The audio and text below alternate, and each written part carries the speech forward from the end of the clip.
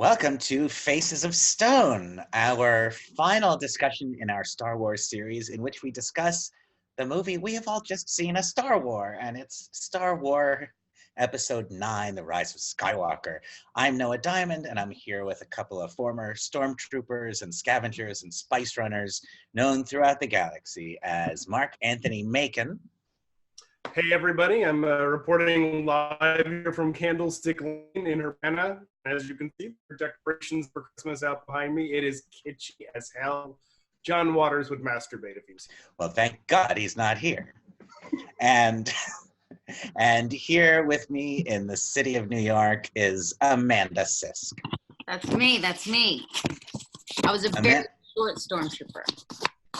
Aren't you awfully short for a stormtrooper? And Amanda has a note about her particular corner of the Faces of Stone universe, namely bingo.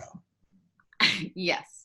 I have written down on, now that we've gone this far through all the movies and all the specials, I now have 100 cards that have phrases or words on them or ideas on them. And when one of these two boys says that, it's seeing how well I know them, they get a ring-a-ling-a-ling-a-ling-a-ling, and then I show what the card is.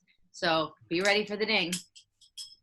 Basically, anything we say, you're probably going to ring a bell tonight because you have so many of these. Out, nobody was saying it. Yes. Well, we're not going to start now. So we've been through the entire saga now, episodes 1 through 8. We've discussed in some might say excruciating detail. We've even supplemented our series with some special episodes focused on specific themes or ideas or questions. And now we've all just seen episode 9. I believe we've all seen it twice in the last couple of days. Mm-hmm. Marc-Anthony, Amanda, and I tried to not discuss it. And we were very good at it. We did a pretty good job. We broke the rule a little bit last night and talked about a few things, but basically we have been sitting on our opinions and ideas. You know, wow, kudos. I don't believe you, but even affecting the lie is impressive. No, we did talk about it a little bit. Between the two episodes, really at all. I mean, the 2 times we watched it, we said, I walked out of the first one, I said, I don't think we should talk about this until at least after we see the next one. And that's true. And so we really didn't. I think I said one thing that he already knew. We really haven't had a lot of conversation about it. We saved it for you, Marc-Anthony. Oh, that's so sweet. So we're obviously going to get into this in great granular detail. But perhaps just to start off, maybe we could each just take the soapbox for half a minute or a minute and just give a sort of capsule sense of what our takeaways were. Why don't you get us started with that, Marc-Anthony? Okay. What did you think? My feelings towards it certainly changed from first viewing to second viewing. But I think that going into it, my feeling was I will be okay as long as I don't hate it. If I ended up just really hating the last Star Wars movie, that would be a big downer. So that was, as long as that didn't happen, I didn't need to absolutely love it. I would be okay with not hating it. And I certainly didn't hate it on first viewing. And on second viewing, I liked it quite a lot more. And there are a lot of elements of it that are some of my favorite things in Star Wars. So there's a lot there that I really dig. There were things that took me by surprise in a good way.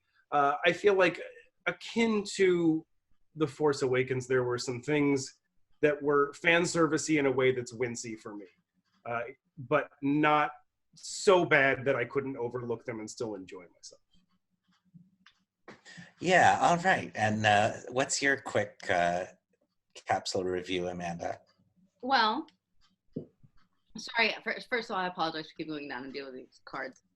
I would say the first thing that was really my takeaway, and it's not a general takeaway, but it's a real takeaway because I kept saying that Rey was going to be Kylo's sister. And somehow when it came out who she was, I felt like I'd won. Or I was right, because I elbowed Noah really hard, kind of like, fuck you, I told you so, when in reality, it wasn't anything like what I thought. But, I mean, we all knew she was somebody. Nobody thought she was really a scavenger's daughter. I'm getting very specific now. So the second thing was we saw it on Friday night. I think you saw it on Friday night first, too, Mark. Mm-hmm.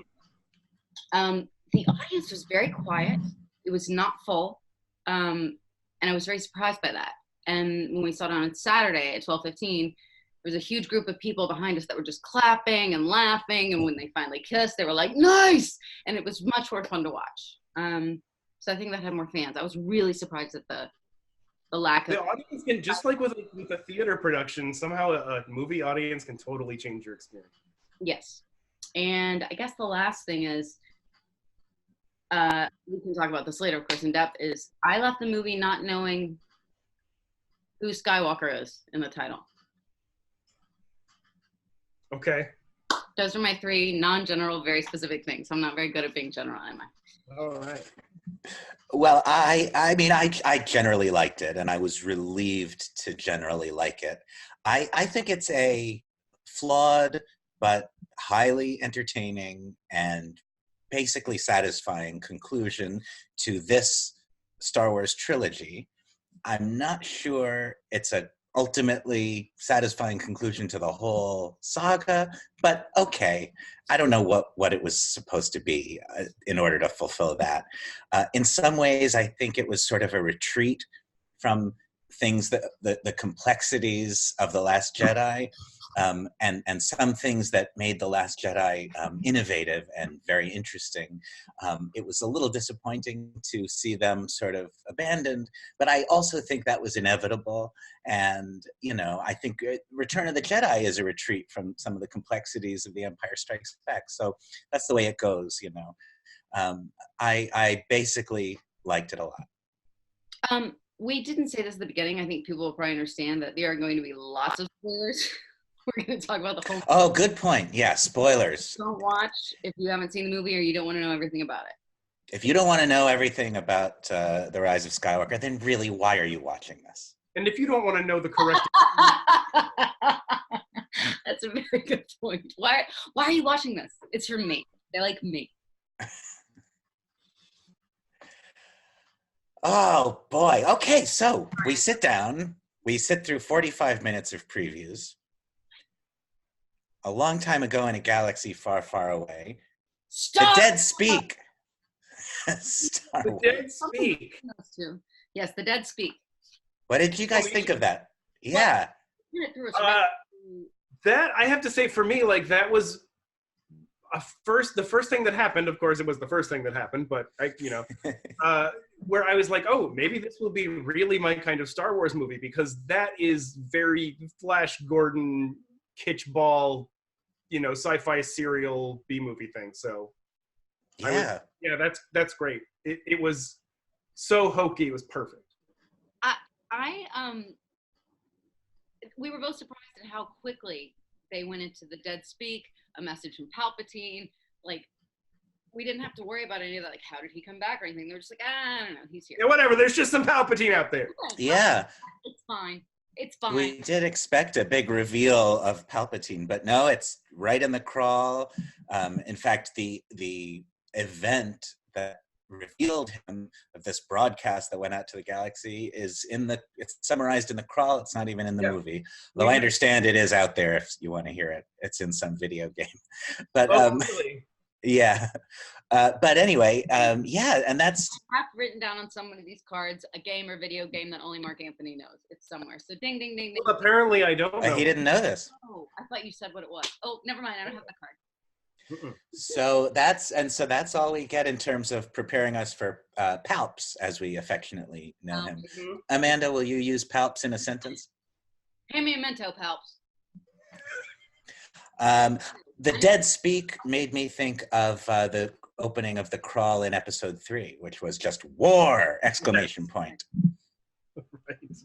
So, yeah, we got Palpatine. What else? What happens in that crawl? It's a long crawl. Another thing in the crawl that I thought was kind of noteworthy is Palpatine is described at one point as the Phantom Emperor.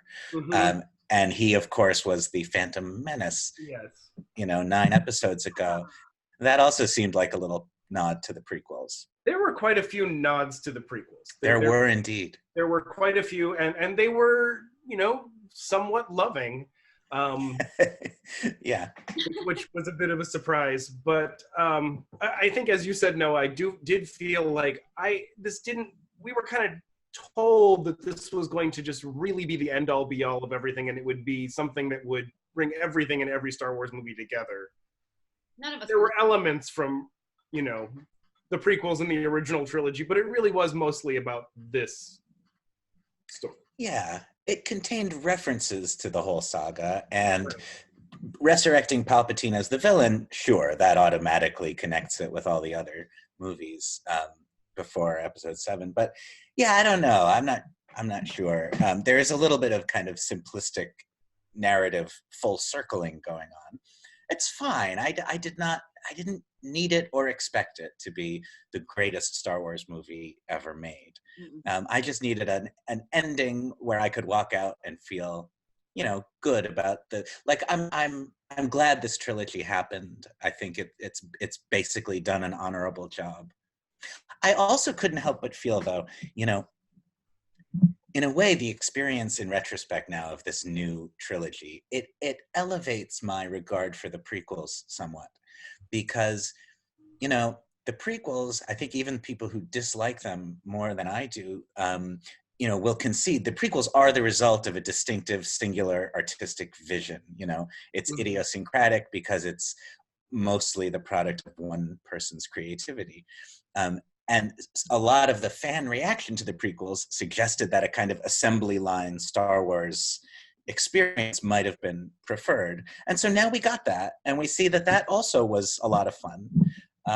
But, you know, it also elevates the original trilogy in a way, because the first three movies as the kind of wellspring of everything Star Wars, like, that feels more true now than it did before.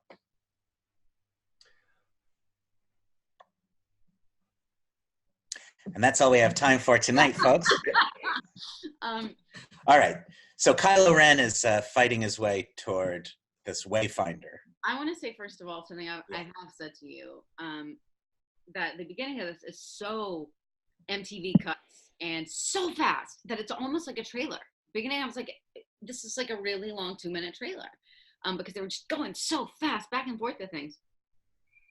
I loved it, but it kind of took me out of the, I don't feel like Star Wars had that many jump cuts ever, but maybe I'm wrong.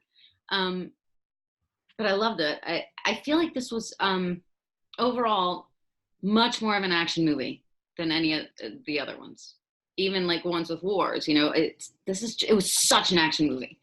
The pacing definitely is very manic. I mean, I think it's partly just there's a lot stuffed into this 2.5-hour movie. You know, yeah, it's kind of breathlessly paced, especially at the beginning. I could have dealt with another half hour, honestly. Yeah, it went quickly. Like, I might have happen until that blue sky came up, and I thought, no, we're gonna have a celebration. Right. Yeah. Yeah, I wondered if there was going to be like a little bit of a movie after the movie, after that celebration. Yes, that's exactly. Yeah, and there was more just a kind of coda after that. I have read, I didn't know this during the movie, but I have read that in the very first scene when we see Kylo Ren fighting his way to get the Wayfarer, that's Mustafar. Really? The planet that he's on. Really? Yeah, I don't know why they didn't bother to make that clear in the movie, but apparently that's Mustafar. And then he goes to Exegol, which you can reach with this Wayfinder.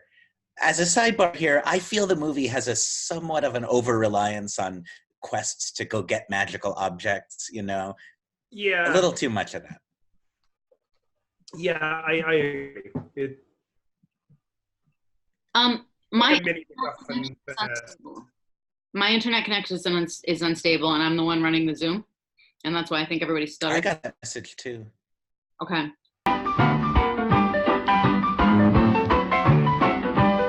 So Exegol, I gotta say, like, just visually, I love the way it looked. Yeah. The kind of like inverted trapezoid floaty temple thing. Yeah. Was neat. I liked the big statues and the crowds of, you know, Sith fanboys. Yeah. Fancy. Loved that. Loved it. Also, you know, it was Is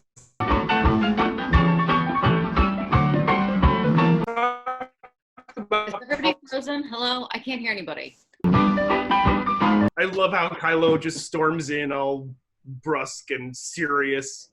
I got a little like claustrophobic thinking that the way you got in that was walking under that, like that really bothered me. Yeah. Yeah, because, you know, palps could just go like that and it would, I assume. Even without palps. It's just there to like stomp. It's like it's like being in an MRI or something. I loved all the Sith fanboys that were in the bleachers. Yeah. Loved it. And how about the big jar of dead Snoke clones? Yes. Which, I mean, to me, I know that it probably wasn't this, but it sort of seems like that's a Valentine to Alien Resurrection with all of the Ripleys. That really bummed me out. The whole, like, I made Snoke. Boom, okay. Well, thanks for explaining that. We're going to move on.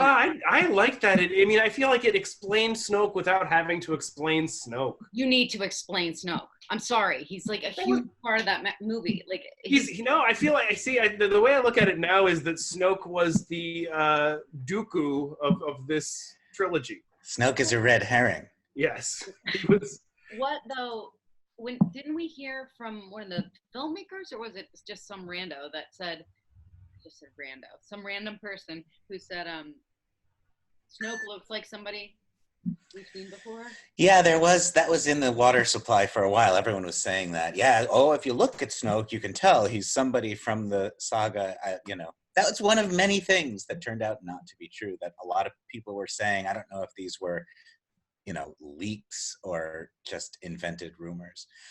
Technically, when you have like a collection of those clone corpses suspended in a glass container like that, that's known as a Jar Jar Binks. Guys, I wish I'd written like terrible pun. I wish I'd written like 17 terrible puns because you guys are really on the mark today. How about Kylo hearing the voices of Palpatine and then Snoke and then Vader? That was a nice touch, huh? When he heard Vader, like I freaked the fuck out. Yeah. But I mean, it was a nice touch, and it also, very quickly explained a lot of what had been going on with Kylo. It was a nice way to start, and the visual design of Palpatine, I mean, like especially the flash effect and his face changing, it was freaky in just the right way. And until later, no pupils or irises. Yeah, I mean, it was just really neat. Like, and his mouth was just wretched. Oh, it was awful. But at the end there, since we're just kind of going through this, sure, everybody's seen it. The way he melted away was very Indiana Jones in the radio. Yeah, it was. Oh yes. I mean, both the first. Yeah, not thirsty. Chalice and the Ark. Yeah. I'm like choking on myself. I wanted to ask before we got into everything, was there any moment or few moments that you were like, this is going to be the moment that sticks with me forever, or this moment hit me so hard and I can't believe it, or okay, yeah, I can. For me, the thing that just smacked me was when we thought Chewie was dead. Really? Did you? Like, when I thought that Rey had blown up Chewie, when I legitimately thought that. You really thought freaked that out. Because I didn't believe it. I thought there's no way they're gonna kill Chewie like that. I had no idea what they might do because, they could be trying to do something really out there. So I bought it for a second, and I was very mad. I remember thinking, I didn't think. I'm sorry, were you mad at Rey or were you mad at the filmmakers? I was mad at J.J. Abrams specifically, yeah. For killing, well, and I mean, but because, the little thing in the back of my head was, well, I mean, it could be very interesting if, Rey's got this kind of guilt because she actually killed Chewie. She does. I mean, she just right later that it's not true, but yeah, she is exactly. saying like I'm out of control. So I think that it worked the way that it was, but I was very mad at first because Chewie is Chewie. I felt like pretty sure that that wasn't the end for Chewie, but I remember thinking, if Chewbacca is being disposed of that sort of quickly and easily, the stakes for this movie just went like through the roof. Yeah. If Chewbacca can die like by accident, and it's not a particularly glorious death in any way, he's captured a prisoner and is immediately accidentally killed by the hero, I'd be, oh my God, then this is going to be like Rogue Yeah. One apocalyptic movie. What the hell's going on here? If Well, that's Cuba, like the main character who dies like that, what's going to happen to the other, you know, like it's just, Yeah. exactly. But then when Chewie turned out to still be alive, you know, it was both like, okay, good. I'm glad they didn't do that. But at the same time, like, okay, the stakes are still kind of where they were before. and it was an intentional misdirect. Like, we didn't see the second transport taking off. Mhm. So Yeah. it was not, it's kind of tricky, I would say. A little too tricky for its own good. Very sneaky there, Abrams. Yes, very sneaky J. Abrams. The second time we saw it yesterday, that audience applauded when Chewie appeared on the screen for the first time after that incident. Let's rewind a little bit to Rey training with Leia. Yeah. So, I mean, I think if I understand correctly, all of this footage was from The Force Awakens, and it was none of it from Last Jedi? Apparently, that seems to be what... And there were times where, especially on second viewing, I kind of could see, like, maybe what scene in The Force Awakens this might have been a part of at some point. Yeah. And I think that they did a pretty decent job of weaving that in there without it seeming glaring. I think the only thing that I saw was that there were more back and forth shots for dialogue than there generally is. Yeah. Like, you saw her back every time Rey was talking. Mm-hmm. You didn't see her. And it's because, you know, she was taken out of a different scene and that was some other actress with her hair, you know, I mean, but you could see the back a lot.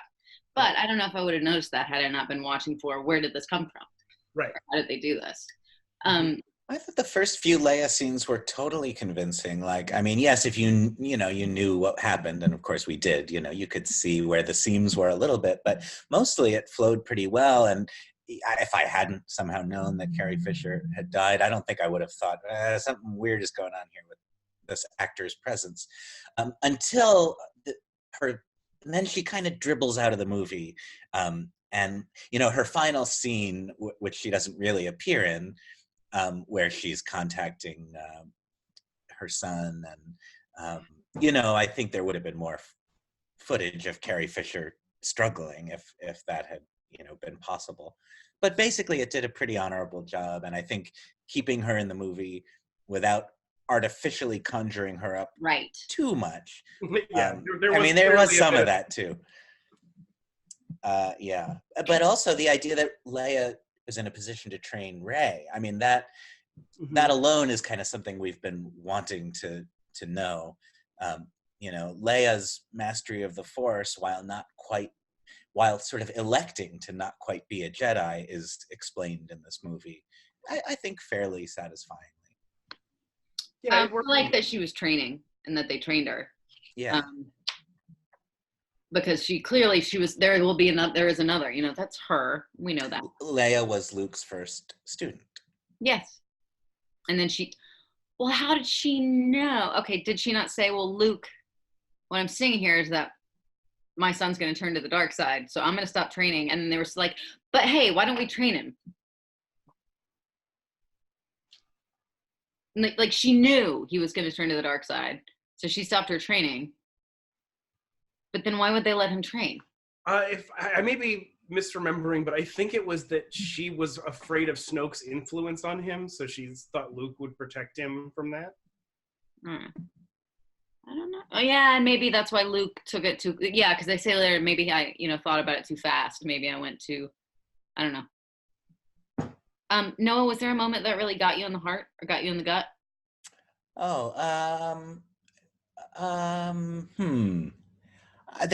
I know there were many moments that did. Actually, I will say on first viewing, I did not have a huge emotional reaction to this movie. I thoroughly enjoyed it, and I found it entertaining and basically satisfying, but I didn't cry. And, you know, on first viewing, Force Awakens and The Last Jedi, I were much more emotional for me. I don't know exactly why that is. And I'm not saying this as a count against the movie, because my feelings about it are mostly positive.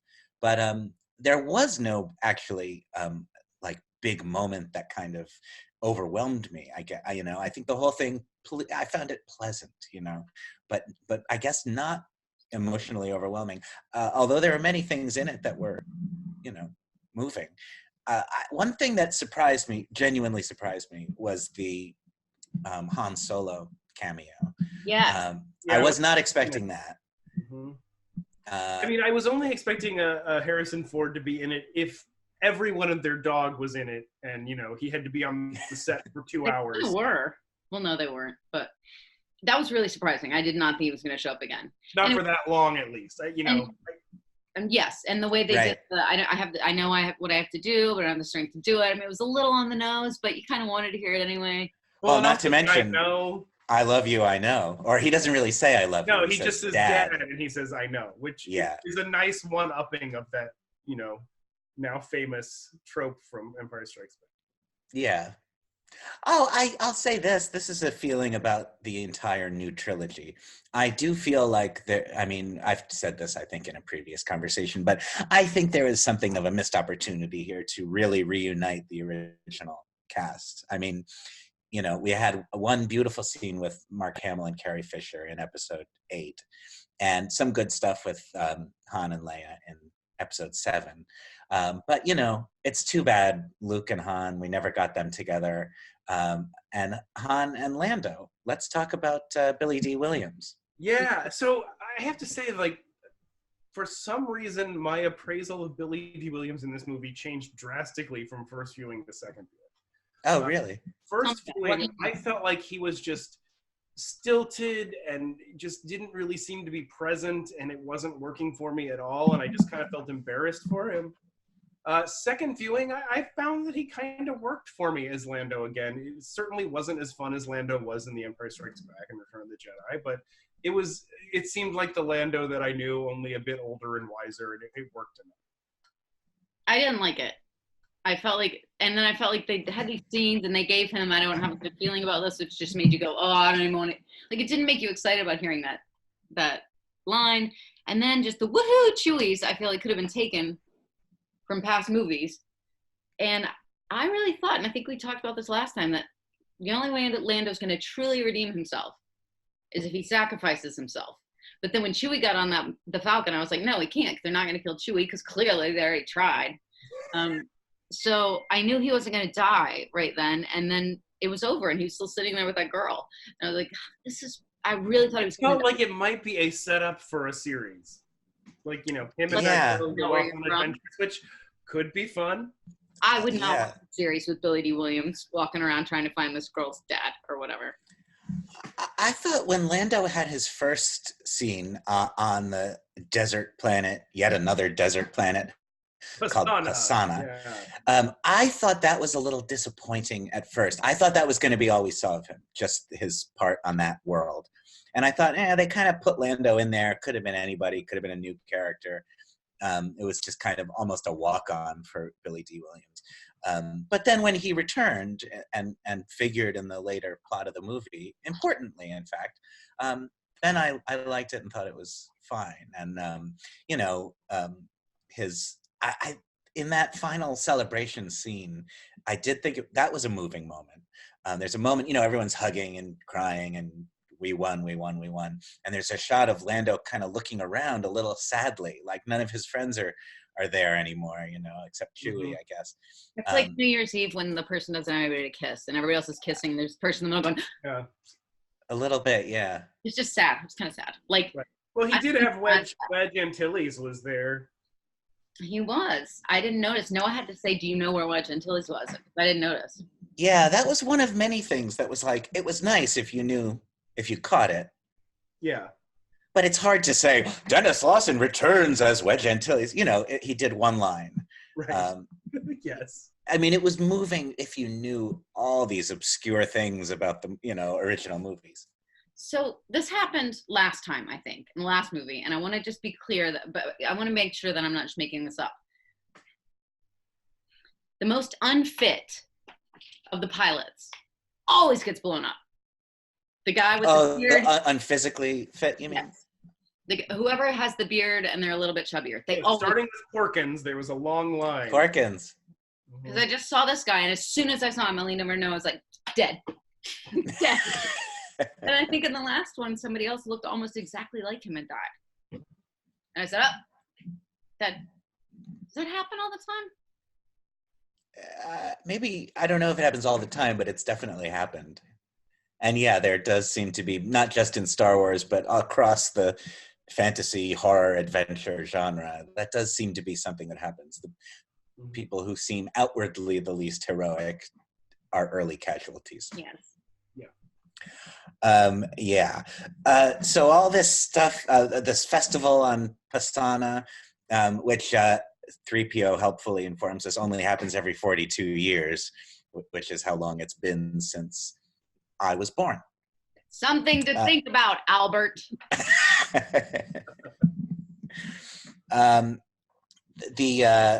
The retrieval of the dagger and the discovery of Ochi's ship, whatever. Like I say, a little too much questing after magical items, but we got to move this story along somehow, I suppose. Rey's stuff, though, like Rey's force abilities, slicing the wing off of Kylo's TIE fighter. Uh-huh. That was pretty amazing sequence. Oh, when that preview came out, you remember Noah said, like, they could have ended it. Like, I thought that it was going to be the ballsiest trailer in the world, and it was just going to be Rey sitting there, standing in the desert, breathing, and then jumping over and slicing the TIE fighter. And I thought it was going to end right there. And I would have been perfectly happy if the trailer had ended there. I would have been like, that's what I want to see. Like, it was that whole scene. It took so long. And I still also keep going back to North by Northwest, which, it's so much like. Except, Kylo wasn't trying to kill her. Not there. I thought I liked the fact that Kylo Ren and Poe and others are always kind of standing at sort of aghast at the degree of Rey's force power. And it sort of helps us deal with the fact that she seems so intuitive. Right from the first movie, she's been like, she didn't need much training to do things that, as we said in a previous episode, Luke still can't do. Well, do you remember? I mean, I was saying one of my favorite parts is when she's doing the stormtroopers, and Poe turns to Finn and says, "Does she do that to us?" Yeah. That made me laugh. So I was a little annoyed with how some characters that seemed like they should have been given something a bit more important to do in this story. Kind of relegated to the background. I'm thinking specifically of Rose and Maz Kanata. Yeah. Like, we're both in it and have a certain amount of fun. But like Rose, like everything Rose did could have just been some random lieutenant person that we've just met. It in no way. I had to get her out of love with Finn, I think. I mean, like, it was weird. That was my biggest criticism about the movie. The sidelining of Rose Tico just makes no sense, especially considering that the worst contingency in the Star Wars fan world hated her. It almost seems like giving in to them. And it also is like, this movie takes the trouble to introduce two new female characters who are both pretty great. I like Jana and I like Zori Bliss, but you've already got a new character here who's been developed over the course of a movie. And who's really fun and interesting. And I don't understand why that happened. And to be what's her name? Critical, there were several things in this that I felt kind of seemed to be like apologies for The Last Jedi. Finn's, going back to sacrifice himself was seen as kind of heroic this time, as opposed to when Rose saved him. Right. It was kind of like made to seem as if that was justified. While I do like what they ended up doing with Rey being a Palpatine, I also really loved no, she's just a random person. She's not got some special magic blood. Her family's not what's important thing that The Last Jedi brought up. I don't like that she was a Palpatine. I don't understand. It does not go along with his... why? Why? Because he wanted to build a vessel to inhabit. It's very fanboy theory-ish. And that could have been everybody else, right? I mean, that's what he was doing with everybody else. They all just turned on him like Sith apprentices do. That's what they do. You That's exactly what they do. That's how they become the master Sith or whatever. To me, the thing with Rey being a Palpatine is like, it's like, oh, okay, whatever, but I don't know. It doesn't really seem necessary. It seems to me we could have had this exact same story with some other reason why Palpatine might fear this Force-sensitive youngster. I don't know. It felt a little like, okay, we've got to have a family revelation in here. I don't know. But other than that, I mean, the business of how did we get to that? The question of Rey's lineage. Oh, Rose, the sidelining of Rose. Yes, it's just, I don't think I think it's fair to accuse J.J. Abrams of being sort of derivative. The harshest way to put it might be that he's sort of a very competent, but in some ways mediocre craftsman, I don't think he's malicious. And so I suspect that the sidelining of Rose has more to do with the fact that she wasn't in The Force Awakens. She wasn't part of his vision in the first place, and he didn't really know what to do with her, rather than we're going to appease all the people who, tormented Kelly Marie Tran on Twitter. But it felt very bitter to me that even if you were going to say, all right, she's an important character, but she's not one of the big three, she's going to be relegated to a smaller role in this one, that's fine. And if the idea is Leia asked her to look into the specs on the Star Destroyers to learn how to fight them, which is what she says, why she doesn't go with them to Exegol or to Pasana, that's fine too, but at least give her a little storyline where her work on the specs means something to their ultimate victory. Yeah, and I don't believe that Abrams, while I wouldn't say it's malicious, I do feel like he's trying to please the fans, and that's what he thinks the fans want. Is less Rose. It was uncomfortably reminiscent of what happened with Jar Jar Binks, the way in episodes 2 and 3, he was there, but he was clearly not given much to do. Well, but in the second one, he was one of the most important characters. He just wasn't in there a lot. Oh, isn't that the third one where the third one, yes. Yeah, that's true. Now, what's not Zori's name, but the other female character that was introduced? Jannah. She had to be there, and she had to be different because she had to show that everyone was doing this. And it wasn't just the rebellion and all these, it's getting bigger and bigger.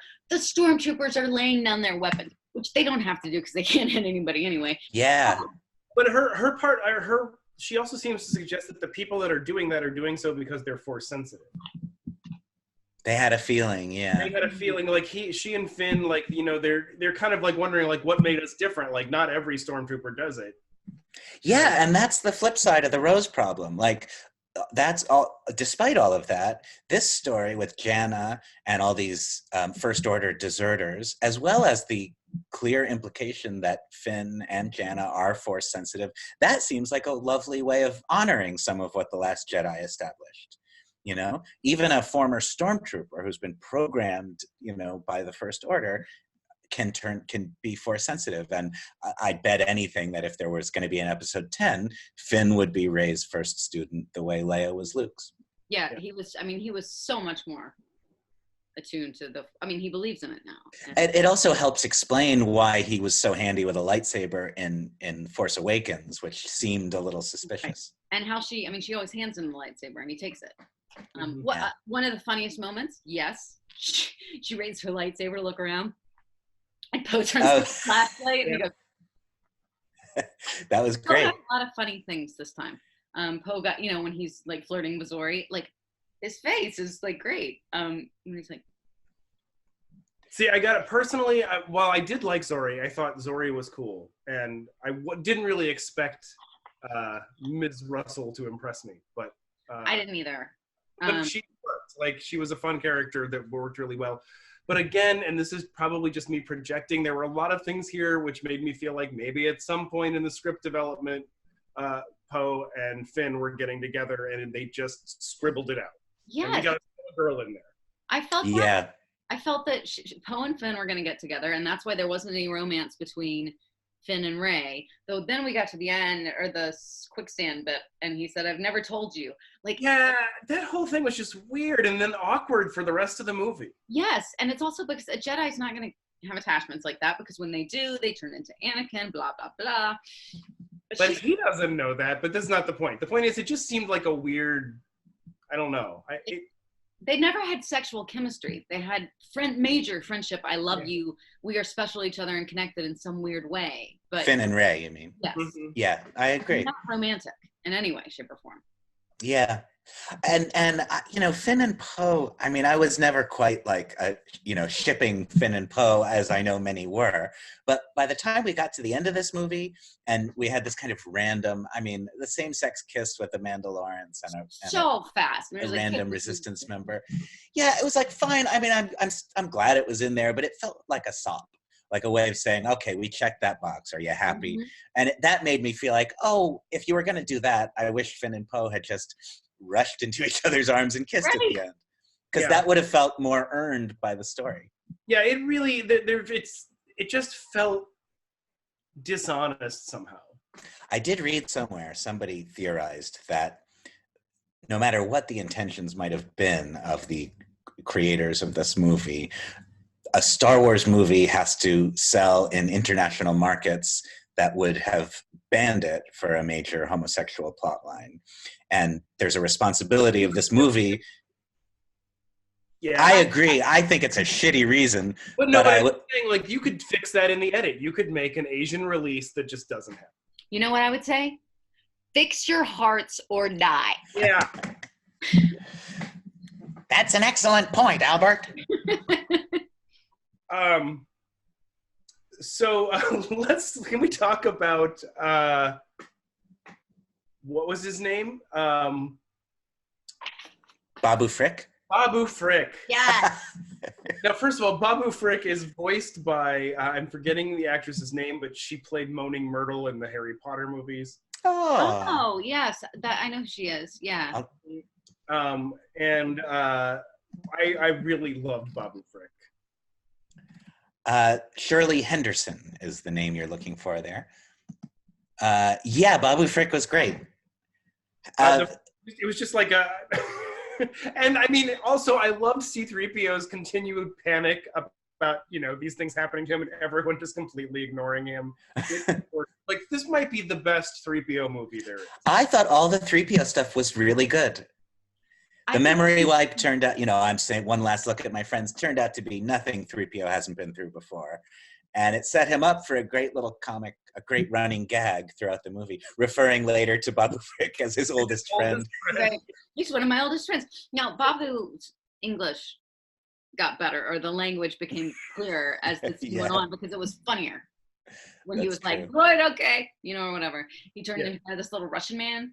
But before that, he couldn't really speak English at all. So that was an interesting little thing that had to happen to make it as funny as it was, I think. I'd like to see Babu Frick put together an act with Baby Yoda from The Mandalorian. They'd be very cute together. They would just wear big sweaters and waddle. Yeah, they just wear big sweaters and waddle. Yeah. I do think that it is inexcusable that Baby Yoda did not appear in The Rise of Skywalker. Baby Yoda would be 75 years old at that point, which is around puberty.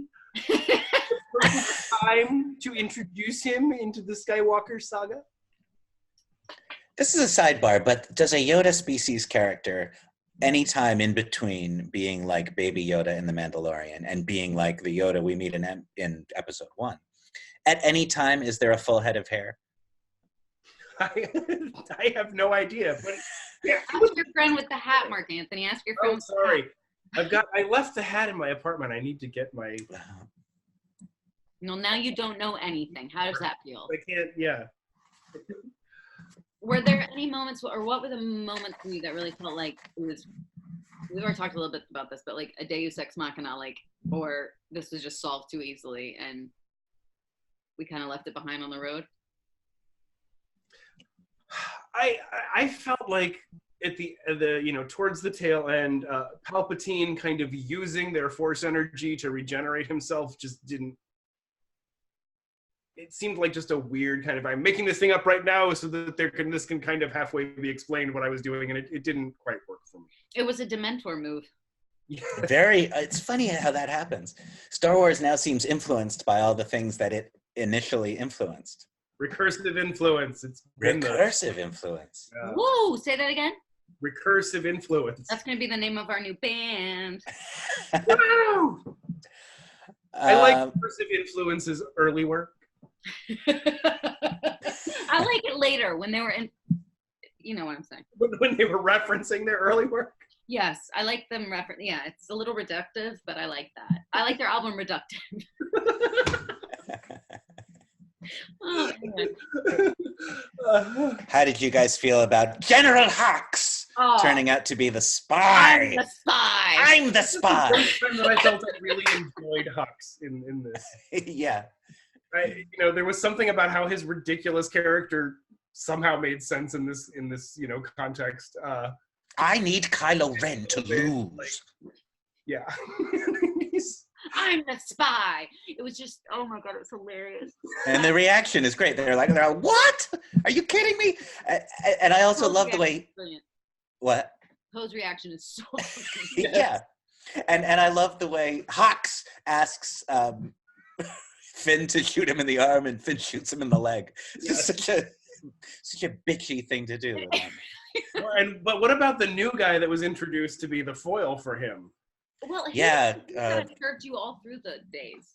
General Pride. General Pride, which is a weird name. As far as I know, he hasn't appeared in anything that I'm familiar with, but he certainly suggested he's been there the whole time. I have been on the Palp side forever. Yep. Richard E. Grant is the actor. General. He's a bit Tarkinish. Yeah, a bit Tarkinish. He also reminds me a little bit of Krennic from Rogue One. Yeah, there's a bit of Krennic. You take Tarkin and Krennic and you squish them together, and you got. I don't think he's as helpless or as Krennic. I think Krennic is just kind of a fool who thinks he's something. Mm-hmm. I think he is something. I loved Kylo just flinging a guy up to the ceiling and being like, just go do it. This is maybe my favorite Kylo movie too. Yes, I think both Adam Driver and Daisy Ridley have been excellent in their roles right from the beginning. But in this movie, I really think maybe something like half of what works here works because the two of them do such a good job in these roles. He's so good. I mean, he wears a mask half the time, and it's partially because of his voice that makes it sound like it's going through a mask, but no, that's really just his voice. But he's really, really good, and he barely moves his face ever, and it's really good. I did not think he was this good until this movie. He's a perfect, and I think Daisy Ridley too, in the same measure. They are perfect Star Wars actors because there seems to be so much going on internally with them that when they have these fairly simplistic dialogues or they have to act out these fairly cardboard situations, they bring these oceans of subtext. That's exactly what all the great stars of Star Wars have done. Whenever it's worked really well, it's been an actor who sort of brings the gravitas with them, and both of them just do great work. Certain actors are visited by the ghost of Alec Guinness that's like, this is how you do it. Yeah, exactly. One of the last moments I thought was, or I just can't get out of my head artistically, which we saw in the preview, was Adam Driver walking out of that spray. Yeah. Brilliant. He's wet. He's like, really good. I like that. I loved the water. I mean, well, that's where, yeah. The extreme weather planets. That planet is called Moon of Endor, right? That wasn't the forest moon of Endor. That was another moon of Endor. Another moon of Endor, which is apparently called Kef Beer. Two words. That's right, operator. Kef Beer. I used to drink that in college. KEF space BIR.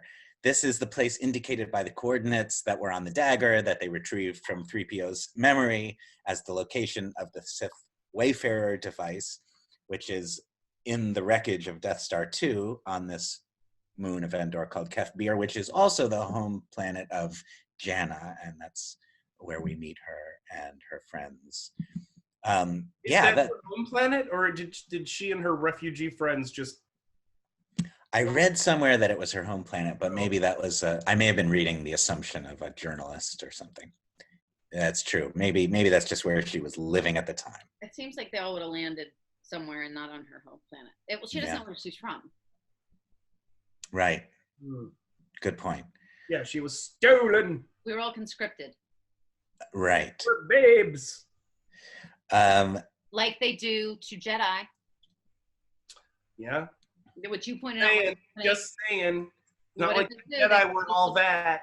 They get this 4-year-old, they put him in there, they say, you got the Force. This means we don't care if your mom is a slave on a desert planet, just do it. So, yeah. You know. Who's to blame for this? You hit all the spindles, and then when she saw one, anyway.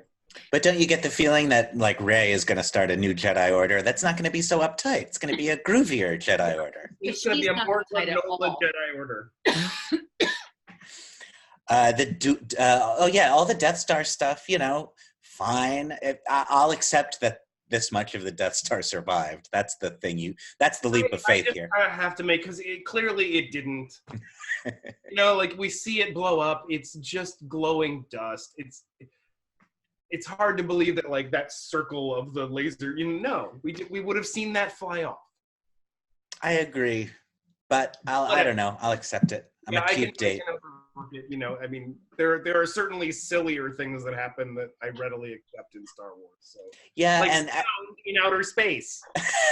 Yeah, right, and things like that it strains credulity a little bit. But I'd still rather have a great lightsaber duel in the wreckage of the Death Star than and honor seeing the first throne room all ruined was really neat. That dark Rey. So that dark Rey vision turned out to be a vision created by Kylo Ren, I think, to sort of show her dark side self. Because she encounters dark Rey right before she sees Kylo Ren, and dark Rey sort of vanishes after that. But I thought that was very, very Firewalk with Me. The encounter with dark Rey. It even had like a jump cut to big sharp teeth going. Yeah, right. That's exactly it. Yeah. But it may be part of the design team or whoever was choreographing or whatever was a Twin Peaks fan, because we know that the Snoke's throne room in The Last Jedi was supposed to be a nod to the Red Room. The Red Room. So, yes. There may be some Twin Peaks fans in the Star Wars creation universe. That would not shock me. Bad Ren? Yeah, Bad Rey. Yeah. Was a lot prettier. I mean, she was like the vampire version, like she was kind of like, she was much more styled and like not the real Rey who's been on this adventure fighting her way through the ocean and is all scuffed up. Mm-hmm. Yeah, she's very, very pretty. Yeah. Well, those teeth came out. This Rey just rakes in the money from the MLMs. And that, of course, her fighting herself was probably written before, but it's from a Insurgent, Detergent, Resurgent, Revergent, one of those movies where she has to fight herself to get out of her room. Well, Rey has always had these like visions of herself, in The Last Jedi, there's all that line of Reys, she's always confronting herself. And in fact, that's what the next kind of passage in the movie deals with. Rey, she defeats Kylo Ren, stabs his own lightsaber through him, and then Leia has this Force connection to her son, and then Rey sort of picks up on Leia's Force energy and heals him, brings him back to life, and obviously changes his whole world when she does that. And then Rey is like, fuck it, I'm going to Acto. And that Acto is where you go when you're ready to say fuck it. In the porgs and those big tittied seals. We didn't see the damn seals, and I'm very glad about it. No frog moths either. But I was going to say one thing about. Oh, and you might notice that when Leia's dying, she drops the medal that she got. I didn't notice that until the second viewing. The only time either viewing that I got really emotional, like really, really, like I was crying and wiping my eyes, was when the Wookiee got a medal. I wept and wept and wept. That to me is like, that's where I feel that Abrams and crew really did fan service exactly the right way.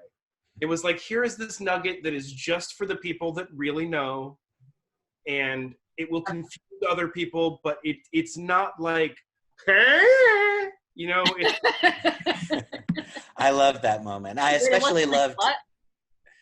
It wasn't like what? I love that actually. I especially liked that Maz was the one who presented the medal to Chewie, because as we know, she didn't get to do much else, really. She likes that Wookiee. You know, but I felt that, like Rose, Maz kind of got relegated to a background role that she didn't deserve. I feel like her appearance in The Force Awakens seemed to be hinting towards her having a larger role in this story. And if anything, I felt she was given too small a role in The Last Jedi. So I was expecting more from Maz than to be sitting around just kind of commenting on things that had happened. Well, clearly she can fight, because she was in the middle of a fight when we saw her last time. She was like, I gotta kill people. Like, she texts and fights at the same time. Don't text and fight, kids. Anybody watching this? In the Force Awakens, Maz, it sort of seemed like she was being set up as kind of the Yoda of this trilogy. Right. The wise, older person. She's not a Jedi, but she kind of has this connection with the Force.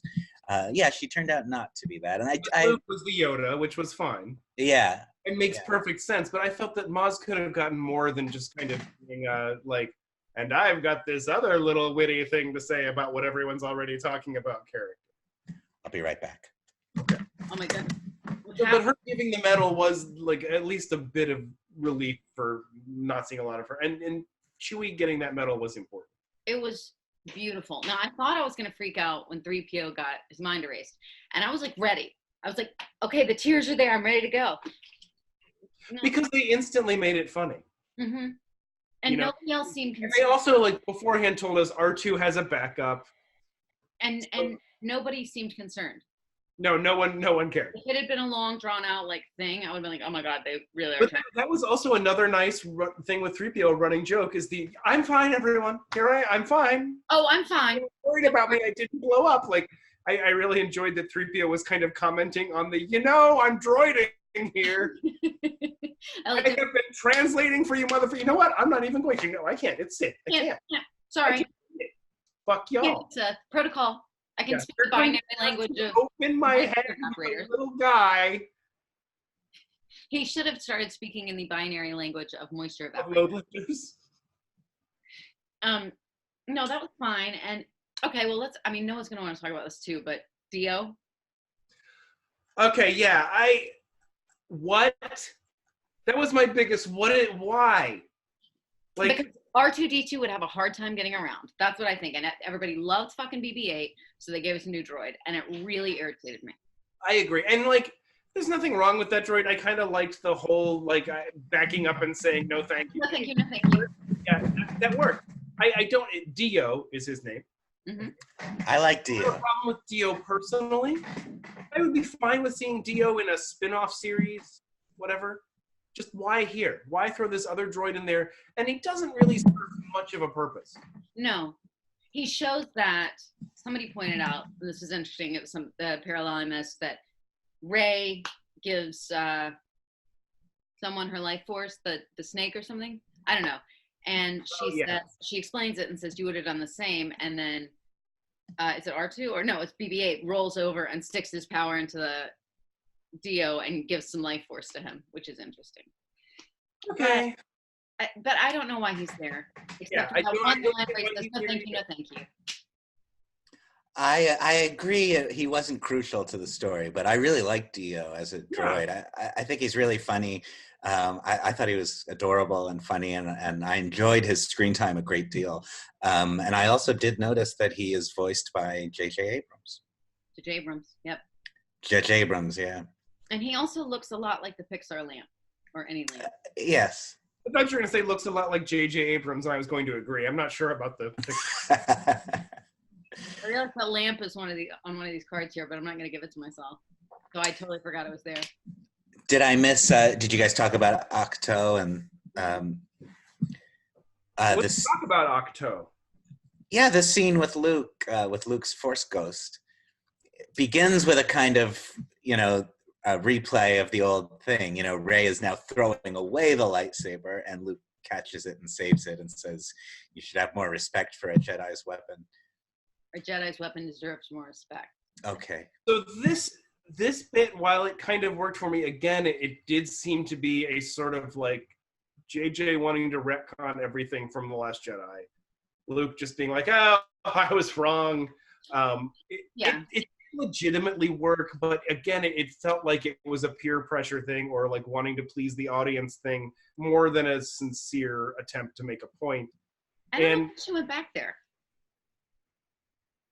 I don't know. She could have thrown her lightsaber away at any time in any place. Well, she's exiling herself. She feels that she is a Palpatine, and she, it has this destructive potential.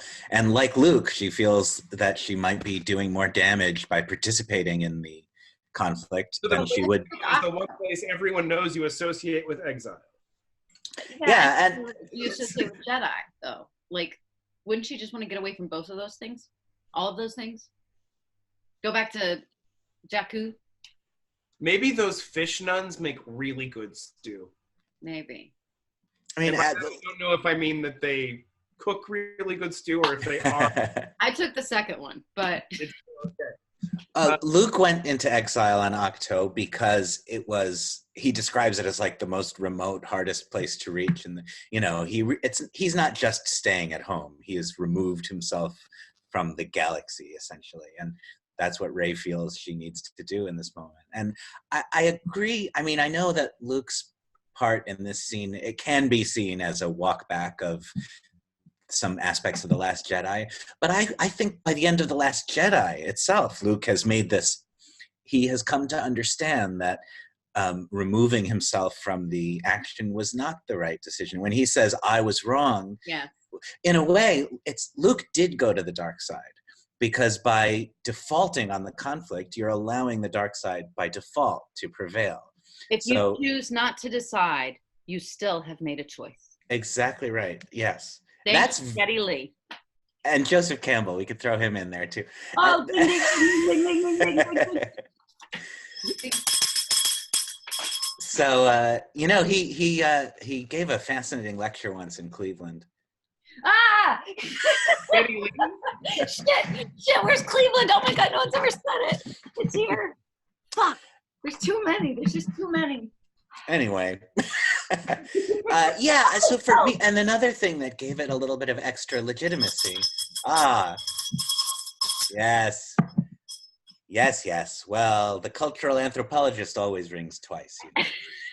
So I think when Luke says, "I was wrong," another thing that makes it sort of okay for me, and not necessarily a rebuke to The Last Jedi, is that it's a direct quote from Obi-Wan. Wait, what is? Yeah. I was wrong. I thought I could be as good a teacher as Yoda. I was wrong. I was wrong. And Luke is definitely in a Yoda / Obi-Wan role. And he also tells Rey, you must face him. You can't run from this. You have to face Palpatine. That's the one thing that made me glad for the Rey as a Palpatine development, because now it's like, okay, now it's Luke's turn to say, no, you've got to go face the dark father figure. But everyone was telling Luke he had to kill him. I don't think Luke told her. Yeah, he didn't say, and which is good, because I felt like that was kind of the whole purpose of Luke's character, was to say, the ways of the Jedi and telling people to kill their fathers, maybe that's not. Yeah, right. Yes. Might be a bad thing. Well, I mean, and then, Anakin, that he turned because they were like spy on this guy. So Jedi aren't, perfect. No, they were full of hubris. I think that's their whole. And the compassionate humanism of the Jedi keeps growing. Luke grows beyond what the generation of Jedi in the prequels were capable of, and Rey is now doing the same thing. Yes, but now the stormtroopers can fly. Now they can fly. They fly now. No. Yeah. But they fly now. R2 has never again shot oil out of his butt or flown. Just one time. So wait, let's take in a bigger view. Let's talk about all the people that didn't die in this movie. Well, I happen to have a sheet here where we predicted who was going to die. Okay. Before we get into this, I think we might all agree on this. I don't know. More people needed to die. I mean, are you kidding? We're going to kill Kylo and the Emperor. And who else? Did we kill anybody else? Leia. Okay, yes. But, okay, so we got Rey. Noah said no. I don't think you and I answered it, Marc-Anthony, but it was probably no. Yeah, no. Yeah. I wasn't expecting Rey to die. Marc-Anthony, you said that Kylo Ren was going to die by making himself a sacrifice.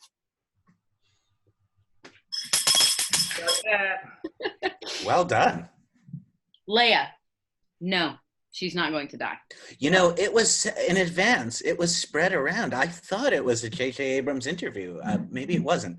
But it was widely circulated that her character was going to survive episode 9. Yeah. I mean, I think I even remember reading, like, you know, it'd be kind of disrespectful since her death is still, you know, only a few years behind us to kill her off in a movie. We're not going to do that. And then they just did. I think it was the perfect way for her to go. Yeah, I agree. I agree. It was done. You don't want to have, we didn't have to get into a reconciliation between, well, I guess she wouldn't have known Ben, but I don't want her to have to cry over Ben again. You know, or anything like that. Like, she did what she had to do to make things right. And she had so much power in this movie. Mm-hmm. Things. And also, like, her death was so beautifully filmed. I love that R2 was at her feet. Chewie. Oh my God, Chewie, when she died. Oh, we've never seen him like that before. And he just fell down on the ground, and oh, it was terrible. Mm-hmm. Yeah, it was lovely and touching. And, you know, there's something like we know that Leia was supposed to be very, you know, central to this movie in the way that Han was and Luke was in the last 2 movies, and that obviously couldn't take place. But considering that, the movie did a very good job of making her important. And as much as the way Carrie Fisher's performance was sort of willed into being, the very brief flashback where we see Return of the Jedi era Luke and Leia training on Endor, that meant a lot. It was very nicely done. It was just the right length. Mm-hmm. And, you know, seeing their young face. I thought Luke looked a little too young, actually. I felt like he looked a little younger than he did in Return of the Jedi. That's what I said when we watched it, I said that was pre-car crash, Mark Hamill. Yeah. Like, I really think so. Because he looked very young. He had the scar here. He looked very young. I liked seeing them train because we had to, like we talked about before, we had to know that Leia trained. Mm-hmm. Yeah. And so I'm glad we saw that. I'm glad they talked about it and gave her a reason. But, you know, it is like, no, I mean, you know, Rey is a female and the best Jedi that there's ever been. So that's fine. But, you know, it's interesting that, you know, Leia was still wearing dresses in the first original trilogy, even though they said there was another. And I don't know. I'm glad that we saw that. Mm-hmm. Yeah. Everyone thought Lando was going to die. Yeah, I did. I think Billy D. Williams thought Lando was going to die. I think Billy D. Williams played him like he died. Sorry, that's terrible. I mean, for all we know, there was another, you know, on the cutting room floor, there is a death for Lando. Maybe. I mean, there was for Return of the Jedi. I don't think they filmed it, but the original plan was supposed to be that. He got sacrificed? I mean, just he was supposed to get blown up in the Death Star. I don't remember if it was a sacrifice thing. I assume it might have been, but they ended up thinking that'd be too much of a bummer, so they didn't do it. I think he should have sacrificed himself. He never redeemed himself, really. But maybe it's good that not every returning human character from the old movies died. I mean... But nobody did, except Leia. I'm talking about the whole trilogy. Luke died, Han died, Leia died. C-3PO, you know, Anthony Daniels, who's the only person who's been in all 9 of these. Right. And Rogue One, if not Solo. Yeah, I mean, I did kind of think Lando was probably going to die, but in retrospect, it might have been too much of a Shakespearean bloodbath of the old cast if that's what had happened. We all said... I will say that, like, and, you know, Amanda will not like this, but I was kind of hoping that, you know, when Lando got back on the Falcon, he'd be like, how you doing, L3? No, I'm fine. But yes. You're looking better than ever, honey. Right. Should have. Yeah, you know, between Solo and The Rise of Skywalker, the amount of Lando Calrissian screen time has, I would think, at least doubled in recent years, maybe more than that. Yeah. Probably more, yeah. None of us thought that Finn was going to die. No. Yeah. Marc-Anthony and Amanda say C-3PO is going to die. Noah said no. It is interesting, though. There was no sort of meta ending. We all kind of discussed that as a possible way it could go, that there might be some sort of coda that dealt with the Star Wars series as the mythology of its own world. And Marc-Anthony talked about maybe the droids would wind up being the wills who tell the story, or, you know, somehow C-3PO's memory and C-3PO as a kind of vessel for the entire saga would take on some kind of meta-theatrical meaning. That didn't quite happen. No. It didn't happen at all, we could say. Right. I mean, there's nothing to suggest that couldn't ultimately happen at some point when, 20 years down the road, you do 10, 11, and 12. Which they will never do, of course. No, it's never going to happen. No one should. It's not in development right now, Kathleen Kennedy, is it? Oh. Nobody thought Rose was going to die. I think we can safely say that she did. Yeah. Because that could have been anybody. Marc-Anthony, you said R2-D2 would go, and Noah and I both said no. Okay. It doesn't seem like you, though. Maybe that was just your mood at the time. Yeah, who knows?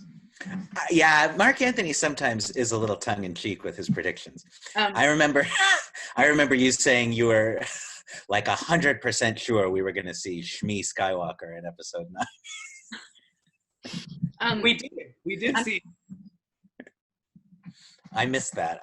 We may have, okay, but one thing I have not yet, I guess I could have Googled this, but I was trying to see if I could parse them out myself.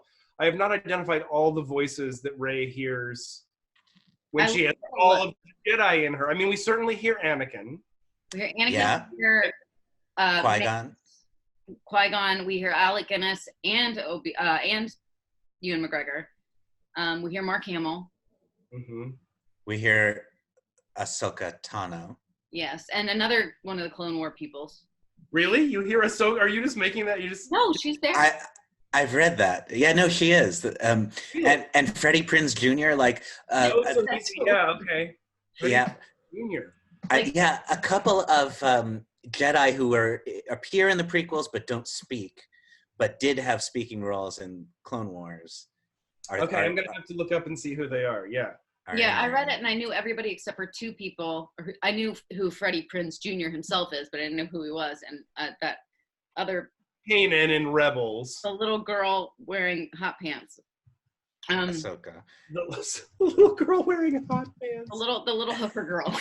And Yoda is in there, and I think Leia. Yeah, Yoda, of course. Yeah. I thought it was actually, I mean, obviously this is a very pleasing little sequence with all those voices. It was real nice, but I think it's the only time Qui-Gon has any presence outside of episode 1. His name is invoked in episode 3 once. Who? Well, I mean, if we're going just by the movies, but he does appear in some Clone Wars. Oh, right. Okay. So yeah, Qui-Gon. Oh, wait a minute. Qui-Gon's spirit appears and starts talking to Yoda and being like, "I can teach you how to come back as a ghost." How's the voice? It is Qui-Gon. It is Qui-Gon. It's Qui-Gon. That was in the Clone Wars. Oh, it is Liam Neeson. Surprised that they somehow got Liam Neeson to be in the Clone Wars. Yeah. Wow. Well, okay, yeah. We have a dump truck. It has money in it. We're driving it up to your house, Liam. If you kidnap Liam Neeson's daughter, you can get him to do anything. Wouldn't you like to take a break from all this shooting and shit? Okay, so I want to keep going with this dead list because it gets really. All right. Okay. It's really funny. Poe, we all said no. He's not gonna die. Norma. Already dead. All right. I'm awful. Chewie. Marc-Anthony says no. Noah says no. I wasn't sure. You saw what they did there. Mm-hmm. The Emperor. Marc-Anthony said yes, and so did I. Noah said no. I don't know. Do we know? I understand that, basically melting him into nothing is a way of trying to make it look like he's definitely dead, but so is falling down to a pit and exploding into a blue flame. It happened to Voldemort, and he just had to live on somebody's head for a while. Yeah. So okay, no, go ahead. Continue with your death list. BB-8, you and I, Marc-Anthony said he was going to go. Noah said no. Yeah. I'm going to skip one here and come back to it. Maz. Noah said he wasn't sure. Marc-Anthony said dead. Could have been. Same with Rose. Could have been anybody. Might as well, yeah. Hux. General Hux! Marc-Anthony was the only one who predicted this, I guess, or the only person who wrote down. First 15 minutes. Well done. It wasn't the first 15 minutes when he died. No, but it was really fucking early. It was pretty early. Yeah. He was disposed of. He was dispatched. What does he say? So I'm on hold for General Hux. Do that, no? It's really funny. Oh, when Poe says, yeah, I'm holding for Hux, pasty guy, red hair. He says, I can hear you. Can you hear me? Can he hear me? I still think he calls him Hugs in that. General, I'm holding for General Hugs. Yes, yes. And so pour one out for Damn It All Gleason. Who will we see again? See again. Anakin/Vader. We did not see again. Did not see. We heard him, but we didn't see him. Yoda. Noah says maybe. Marc-Anthony says yes. I say no. We didn't see him, but we heard him. Okay. Obi-Wan. We all three said yes. Huh. We were looking for a lot more Force Ghosts than we got. We did, yeah. I was expecting a sea of Force Ghosts at some point. Me too. I thought there would be all the Jedis with all their glowing apparatus. Which would be a nice foil against all the friggin' Sith there. Yeah. I thought it would end like with a Return of the Jedi style kind of curtain call of Force Ghosts. We got just Luke and Leia, which I think maybe ultimately that was for the best.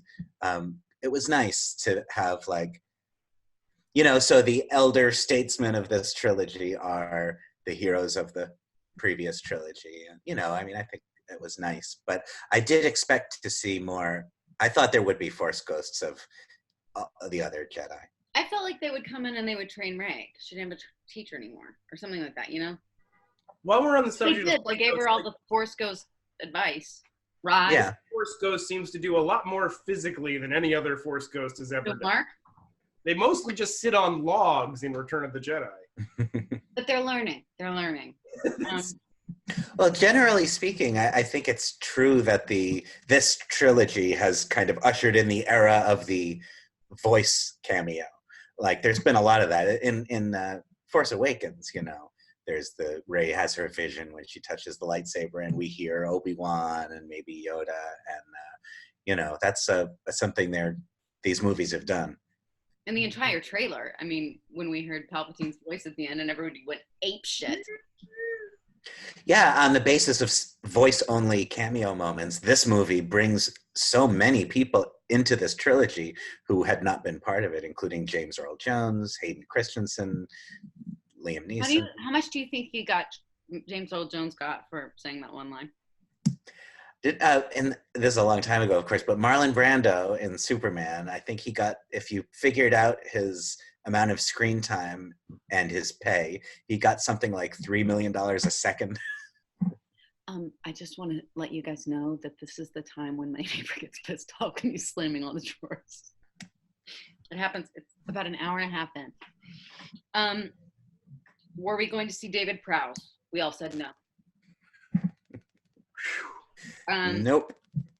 We both said we'd see Maz. We also said Maz. Plagueis is an honorable mention, and I don't know what that means. But we all said he was an honorable mention. In the sense that Palpatine is like, all the Sith live in me. Yes, I guess so.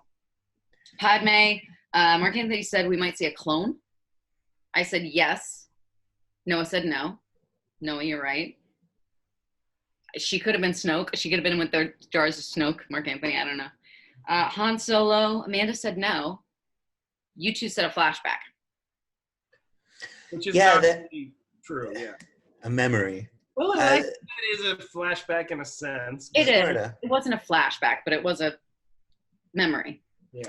There had been a story about that Harrison Ford was on the set during the making of the movie. We all sort of thought, well, that doesn't necessarily mean he's in the movie, but there he is. Okay. Sorry, my So, phone is doing things. any Ewok. We all said yes, we'd seen Ewok. Ah, not just any Ewok. It was Wicket. Yeah. It I was know. Wicket. I kind of wanted the little girl to be there. Like, hey. Sindel! Star Destroyer, fall from sky! They didn't do much, but they were there. And you could see that there were people who were part of the resistance that was on the forest moon because they were wearing the same outfits that the original trio were wearing. Like Leia's like hat and the green thing. Like they didn't change their outfits, really. They're hand-me-downs from the right. days. They must have just found them, like in Lost. Mm-hmm. Wedge Antilles just as a check mark because I think we knew he was going to be in it. Yeah. I really feel like they could have given him just a little bit more. At least say his name. If someone just referred to him as Captain Antilles, that would have been enough because that name means something. Mm-hmm. Yeah. Jar Jar. Noah and Amanda said 0%. Marc-Anthony said, I hope. They brought us hope. Lucas cameo. Guess not. We all said yes. I thought it anyway. We would have heard about it by now. According to Snake. Maybe. According to IMDb, uncredited as a stormtrooper or an alien or somewhere in the movie, apparently Lin-Manuel Miranda appears. Also known as Lin-Manuel Hamilton, that young man. I saw that show. He was so good. I saw that show. No, I don't like the rap. I don't like the rap. And I wasn't sure about the ethnicity of our forefathers, but he was so good. How about Luke raising the X-Wing from... And kind of laughing, giggling about it? Like the same musical motif that was in when Yoda did it. And again, him being the Yoda of this trilogy, it really worked well. And seeing Rey in Luke's X-Wing with his helmet and all of that, so like weirdly powerful. I think when Mark Hamill pulled the X-Wing out, his face and the expression on his face and the smile that he gave kind of closed his circle a little bit and took a little bit of the rage out of it. And he was okay. Yeah. Because he looked down and he decided, he knew he could get that X-Wing out this time. But he didn't because he had gone into exile and screw everybody else. We're not going to train any more Jedi. And this time he made the choice to do it. And it was kind of like, hey, Yoda, look what I can do. Hey, everybody, look what I can do. I'm going to do this so that we can have the Rise of Skywalker. Speaking of powerful, how about the fact that you can apparently submerge an X-Wing fighter underwater for years, and then it's good to go. Every ship is like that. They're going through like cobwebs, and he just walks in and turns on a switch, and the whole fucking ship comes on. They don't need oil. They don't need anything. It's also, I think, is it the only time we've seen an X-Wing fighter without an astromech unit co-piloting? It might be. But they don't need an astromech. The astromech is there to effect repairs while the pilot continues to fly. But never underestimate a droid. Never. Yeah.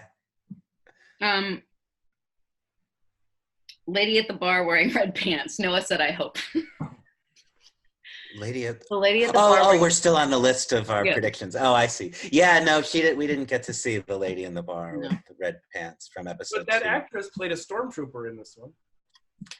Was she wearing see-through red pants?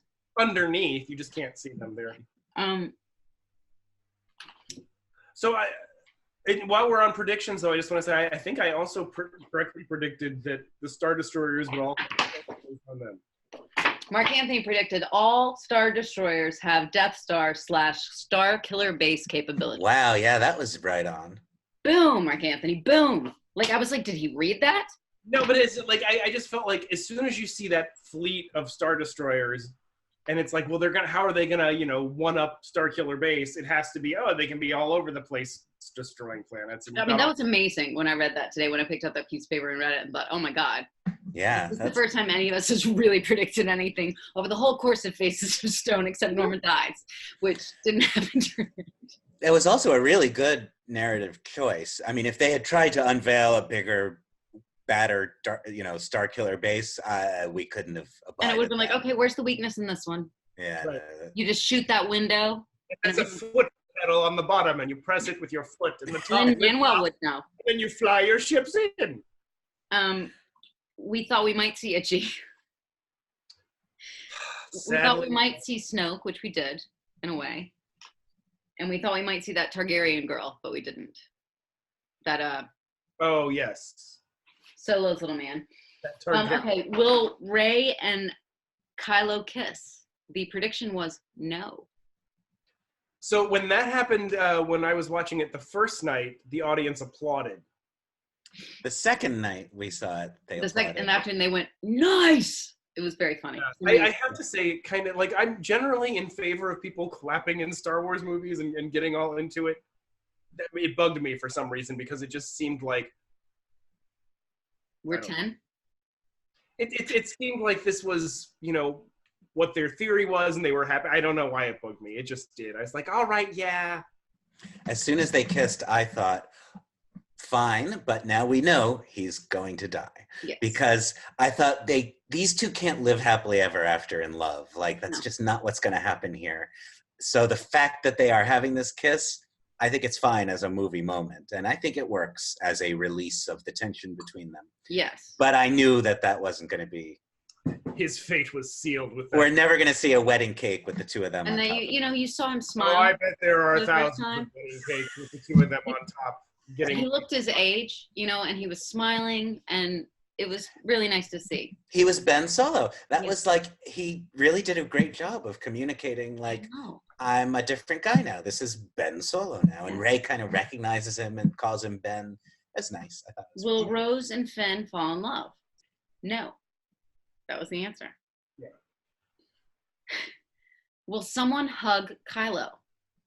I said yes. No one else answered it. He just refused. Yes. He didn't really get a hug, no. You don't think Rey hugged him? They held each other a little. Yeah. It was very pieta kind of hugging. I don't know what this means. I think I probably asked and didn't write it down, but I have something called the ambiguity meter, 1 to 10. we didn't go there. I don't know. And then this question that I asked, which nobody answered, and we were going to see if this happened. Do Hux and Kylo hang out together outside of work? If yes, what is their favorite activity? But we know now that they don't. Oh, in your theater, they didn't show the foosball scene? Who won? Hux? Nice moment as it heads into the climactic battle when Lando shows up with everyone in the galaxy and the sky is filled with ships. It was impossible not to, as with the original Death Star sequence, you just can't not sort of cheer in some sense. And I love the line one of the First Order officers says, "It's not a fleet, sir. It's just not a navy, yeah. People. It's not a navy. It's just people." Yeah, it worked. That too. That was a good continuation of what The Last Jedi established. It's wrong to say that this movie totally threw away The Last Jedi. It did keep some of these strands going, and that's one of them. Ordinary people from all over the galaxy will show up if we lead them. But not in the last movie. No, it's recent. Not in the last movie, yeah. The thing we didn't see that we saw in the previews was all the destroyers popping up through light speed. Like we didn't see them popping in. We saw the whole thing, but in the preview, wasn't there like a? I don't remember. I don't think there was. I think it was always just the looming. I thought they popped up, but I have to look. But just a quick, like, small complaint along those lines. I did feel like just giving us a line saying people are revolting all over the galaxy, I didn't quite buy that this meant the end of the First Order in any way. It's not the First Order anymore. Oh, that's right. The final order, which we're getting even closer to the final solution now. I mean, they're not even hiding it anymore. We've got Hux walking around. They're calling it the final order. The recurring point that they win by making you think you're alone, I thought that was a lovely point, and also kind of a nice continuation of ideas that were introduced in The Last Jedi. I think it's also an example of the continued, political relevance of Star Wars. It's hard not to take that as a commentary on our present situation in the world. Well, everybody in the Democratic Party is saying the same thing. Yeah, right. That's how they defeat you, by making you feel like you're alone. It's a pretty tidy diagnosis of Trumpism. The same way a lot of the political plot line of the prequels was impossible to separate from the Bush doctrine.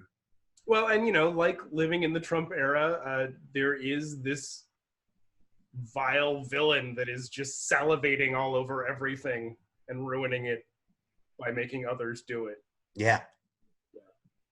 Yeah. I love the design of the Emperor again. Like when he's like hooked up to all this stuff and he's like being, suspended. I dug it. It worked for me. Yeah, and how about when he draws the power out of Rey and Ben, and suddenly he can walk by himself. He's got a nice red shirt. He's got eyes. I mean, he has pupils and irises, right, or some more. The yellow. That's as far as it goes. I mean, he can't turn all the way back into Senator Palpatine. Well, he's not a human anymore, and he's not machine. He's just evil. He's the material personification of evil. Yeah, well, yes, that's what he is. That's the name of our first album. Material personification of recursive evil. There was something else I was going to say about him, but I guess we said, we can keep talking about him.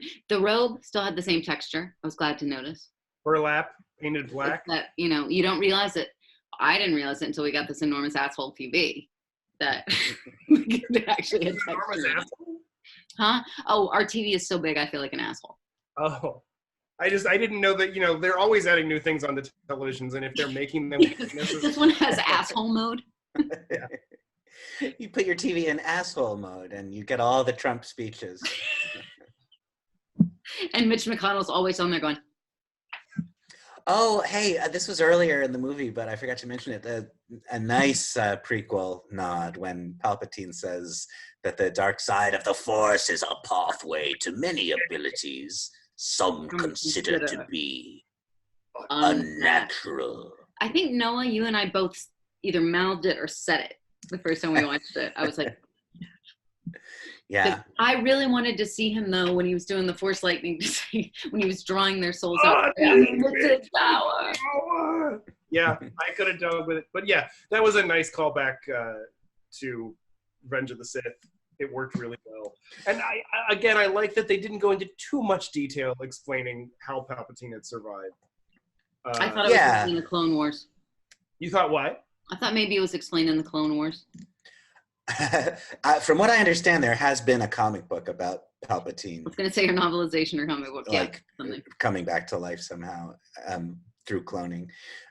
There's another moment where Palpatine says, I think this is in this final confrontation, he makes some reference to the return of the Sith, which is nice. It's like that's the one variation we haven't heard yet. We've heard Return of the Jedi, Revenge of the Jedi, Revenge of the Sith. I could be wrong about this, but I think that, the little, droney guys that were kind of working all the machinery that were keeping him alive or whatever, I think their design is based on the Emperor's aides in that comic book. Dark Empire, I think it's called. Can we talk about the Knights of Ren? And I want to talk about two things, maybe. One, we heard so much about the Knights of Ren. It was going to be this whole thing about the Knights of Ren. Kind of unimpressive. Yeah, boring. And second, why are they still, why do they try to kill him if he changes his mind? Aren't they the Knights of Ren? They're not like Imperial, they're his, right? Why would they mutiny? There's only 5 of them. They're actually controlled by Palpatine. But I agree. They were kind of built up. It's not like really the movies built them up specifically. Like if you watched all of these movies really quickly and have never seen them before, you wouldn't be anticipating the Knights of Ren as much as we have been. But I still found them to be disappointing. Their design was just kind of eh. They didn't really do much of anything that was impressive or interesting. I thought we'd see a lot more fight sequences with them and they would be like amazing. And I thought they would at least be given slight personalities each, and they weren't. They were just a bunch of guys with masks that were, like the cast-offs for Kylo's mask in design. Like, all right, these will be the other ones. Well, it's like Kylo went in and said, I like this, but I don't want it exactly the same. So can we take this? And they had, I don't know. They had weapons that, again, did not look like Star Wars weapons. Like when we saw Paul Bettany, like they just didn't look like Star Wars weapons. They were like these maces and axes and battle axes and stuff that had none of the, I just don't know why they were there.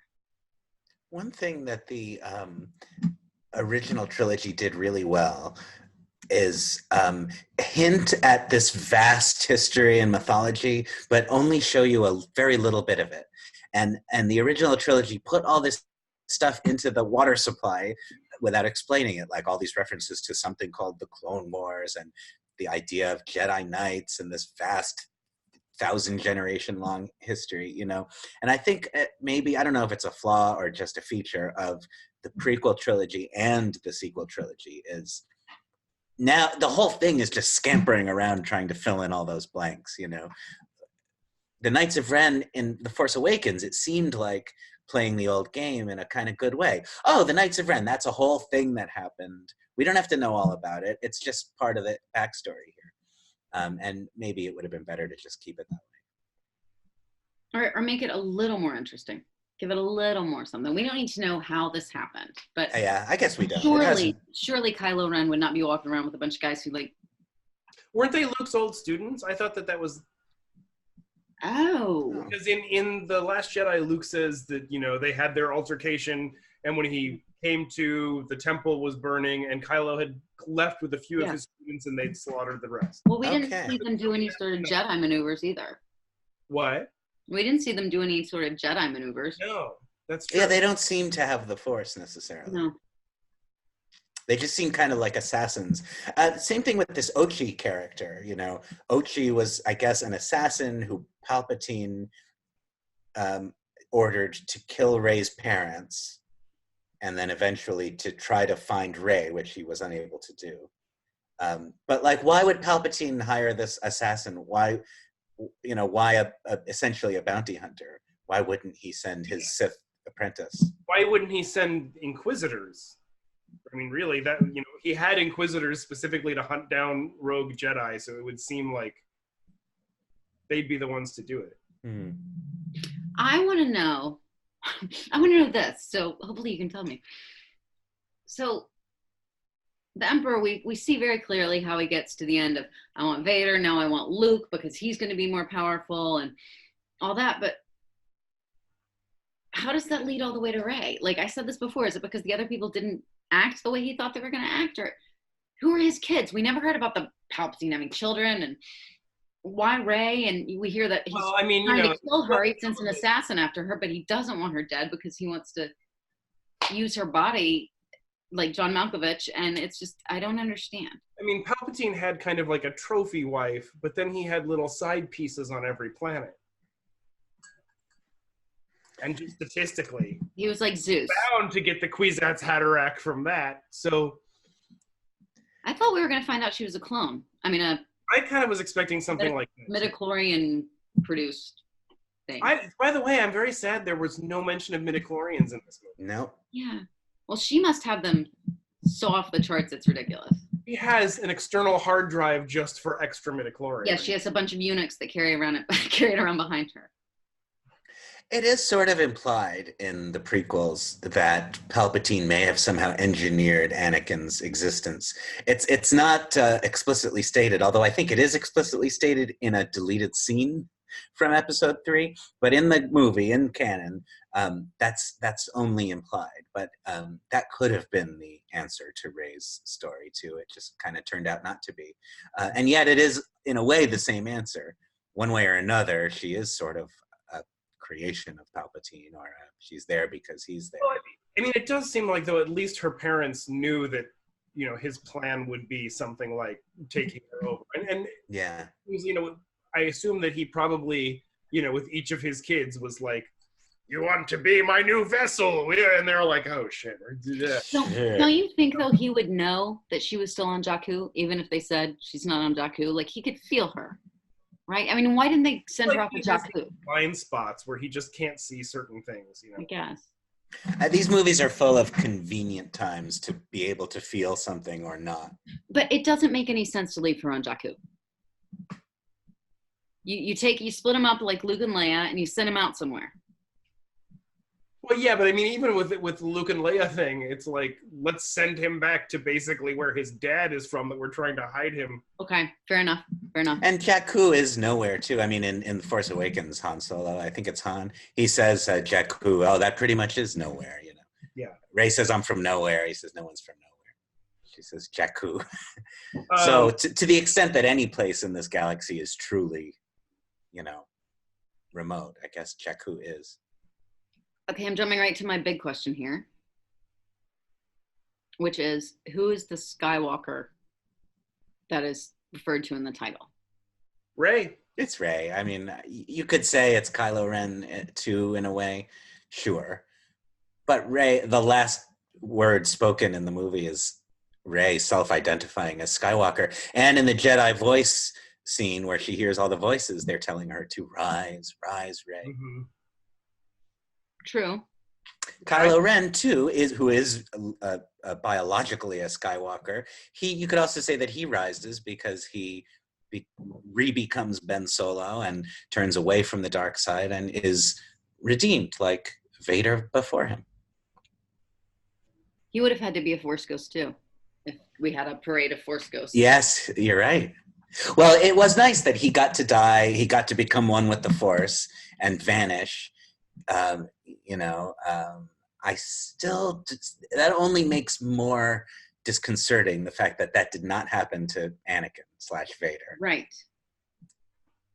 What, that he didn't vanish? Disappear. Well, he did, just Luke put his mask back on first. So what Luke is burning in the pyre in Return of the Jedi is just the costume? Outfit. Yeah. They put like sausages and stuff in the arms. Okay, yeah, it's Rey, but I guess I mean, honestly, there's no reason to accept. I don't know where Kylo would have learned to do that. I thought it was that if you are kind of a Jedi, if you're virtuous, then that's what you get to do when you die. You know, that's. But technically, I would say that Anakin was virtuous when he died. Exactly. Right. That's why. That's why he should disappear right then. Now, what do we think about Anakin saying, "Bring balance to the Force," like I did? Yeah, I got it in balance, got back out of balance, tip it back over, Rey. I think it goes back over to the idea that there have to be Sith and there have to be Jedi.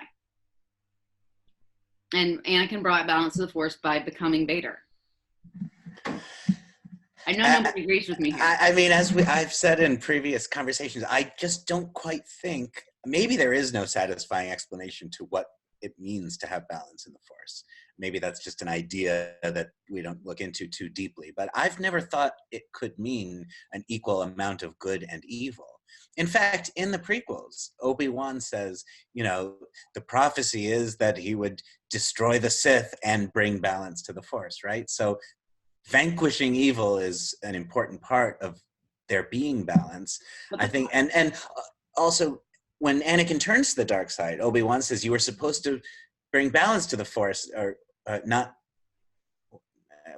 what did he say there? Yeah, something like that. So the implication always is that the very existence of the Sith is a threat to balance. Balance is peace. The whole, you were supposed to bring balance to the Force. Out of the red in its bank account. Balance. Force O's. The whole balance of oh god, I can't remember because your joke just totally blew me away. So sorry for my humor. No, what was Anakin balance? Shit, I'm gone. I lost it. I was trying to figure out what Obi-Wan says in episode 3. You were supposed to. Right. So that is the first time I realized it, and I don't know if anybody else is a biblical scholar, but you know that's what Jesus says. I came to fulfill the law and not to fulfill the law and the prophets, but to destroy them, or to be them, not to. I came not to destroy, but to fulfill. But to fulfill, and so that's kind of what he's saying. You were supposed to fulfill it, not destroy it. Kind of Jesus-y, and Anakin's a lot like Jesus. Well, and also, this is a situation where it's like, okay, Anakin, if you could talk to people that were Force sensitive, why not say, hey, Ben, that's not me saying stuff to you, it's Palpy. ignore him. I fucked up. Maybe he can't. So it's like he Palpatine became a Force ghost, and then he was like, bye, I'm going to just go hang out elsewhere. I'm not talking to any of y'all. And he's like, I look good. It also makes me think of in Spaceballs when Dark Helmet says, I said fire a warning shot across her nose, not up it. It is exactly like that. Because it's a character saying do one thing, not the other thing. Yeah. Well, they say that a lot in the Bible, except it's do one thing, I'm going to do another. The celebration scene at the end of the battle with all the hugging and kissing and crying. I know we mentioned before the possible setting up a spinoff with Lando's little moment where Jana says she doesn't know where she's from and Lando says, well, kid, let's find out. But I thought that was a strangely ambiguous moment for this movie that doesn't have a lot of ambiguity in it. What's going on there? I read one review where this critic kind of felt that it was being suggested that Lando might somehow be her father. I didn't really get that from it. I didn't get that from it at all either. I mean, when we first saw some still images, I think, where she was featured and we only knew the name of her character, a lot of people were kind of speculating she might be Lando's daughter, really just because, look, it's a young woman that's black. She couldn't be Lando's daughter, of course. Speaking of a young woman who's black, I mean, I knew they weren't going to do this, but I was so scared that suddenly Finn was having this connection with a young black woman, and I was like, no, no, no. This cannot happen. They cannot fall in love with each other. They just can't. And I'm glad they didn't. I mean, it's horrible that they can't, but they can't. Speaking of that, though, one of the things that this movie kind of made me happy about is that while there were all of these hintings at romances throughout this trilogy, a lot of it was just like, no, these people are just good friends or good comrades, and they can work together and have playful banter without necessarily being romantically or sexually involved. Like I did. Yeah. Not everybody has to couple up in these movies, right. And this trilogy definitely has the smallest amount of romantic love of any of the Star Wars trilogies. I mean, it's You're always there's not less romantic love in Attack of the Clones. Well, the trilogy. There's nothing less romantic than that. There is a love story in the prequels, and there is a love story in the original trilogy, but you couldn't really say that here. I do believe that Reylo enthusiasts would disagree with you. They've seen it the whole time. Yeah, it's been suggested a little bit, but I don't know. Not the way Han and Leia had a flirtation that lasted 3 movies, and not the way Anakin and Padme had that touching, beautiful romance in episodes 2 and 3. I mean, we knew there was chemistry going on there, and more chemistry going on between Kylo and Rey than there ever was chemistry between Padme and Anakin. Yeah, well, they're a dyad in the Force. Of course, Marc-Anthony, you and I have discussed that Anakin kneeling down before Palpatine and saying, yes, I'm yours, is far sexier than anything that happened between Natalie Portman and Christian, what's his name? Christian Anakin. Why have I never said that before? Hans Christian Anakin. Yeah. Why haven't you? All time, you could have been saying that. You could have been saying that all along. Let's go back and edit it. This is like our 17th episode. And so you just see my mouth go, Hans Christian. Anakin. Have to have Noah do the Anakin. Yeah, somebody else has to do it. Anakin. But they had, they've had the most amazing bond throughout any of these movies. And just they've barely, just the touching hands and the fact that they can see each other. And what's so great is, at the beginning, he's so curious about it. He's like, it's almost like he expected it. And I can't see where you are. And can you see where I am? And he's like trying to suss this all out. And she's like, ah. But what's great is that, in this movie, they can see where each other is just by he knows she's in his quarters because he sees the mask fall. So when she puts the lightsaber behind her back and he reaches out with it. And he grabs the necklace to trace her to Kasana. When he was facilitating their communication. Well, Snoke said it, and then Palpatine. It was I who bridged your minds. But then they can continue doing it. So, and Palpatine couldn't let them, be letting them bridge their minds so they can, throw weapons to one another. No, and he seemed surprised that they were a dyad in the Force. I think the only way that is not a continuity error is if we just say Snoke was lying. Snoke was building himself up and saying, I'm responsible for your connection. And there was no truth to that. Or he did facilitate the connection, but once that happened, they were a dyad in the Force. They were full of one another. They had so much power that then Palpatine was like, oh shit, look what's happening. I like that dyad in the Force idea, partly because this trilogy has presented Rey and Kylo Ren as having this kind of connection that is different from what we've seen in previous Star Wars movies. Even Luke and Leia, who have their psychic connection as early as Empire, can't do all this stuff, you know. And so that's like, oh, it's a new idea. That's something different. They're a dyad in the Force. I thought that was very well Star Wars, the way all that was Well, explained. Star Wars, ladies and gentlemen, well, Star Wars. Yeah.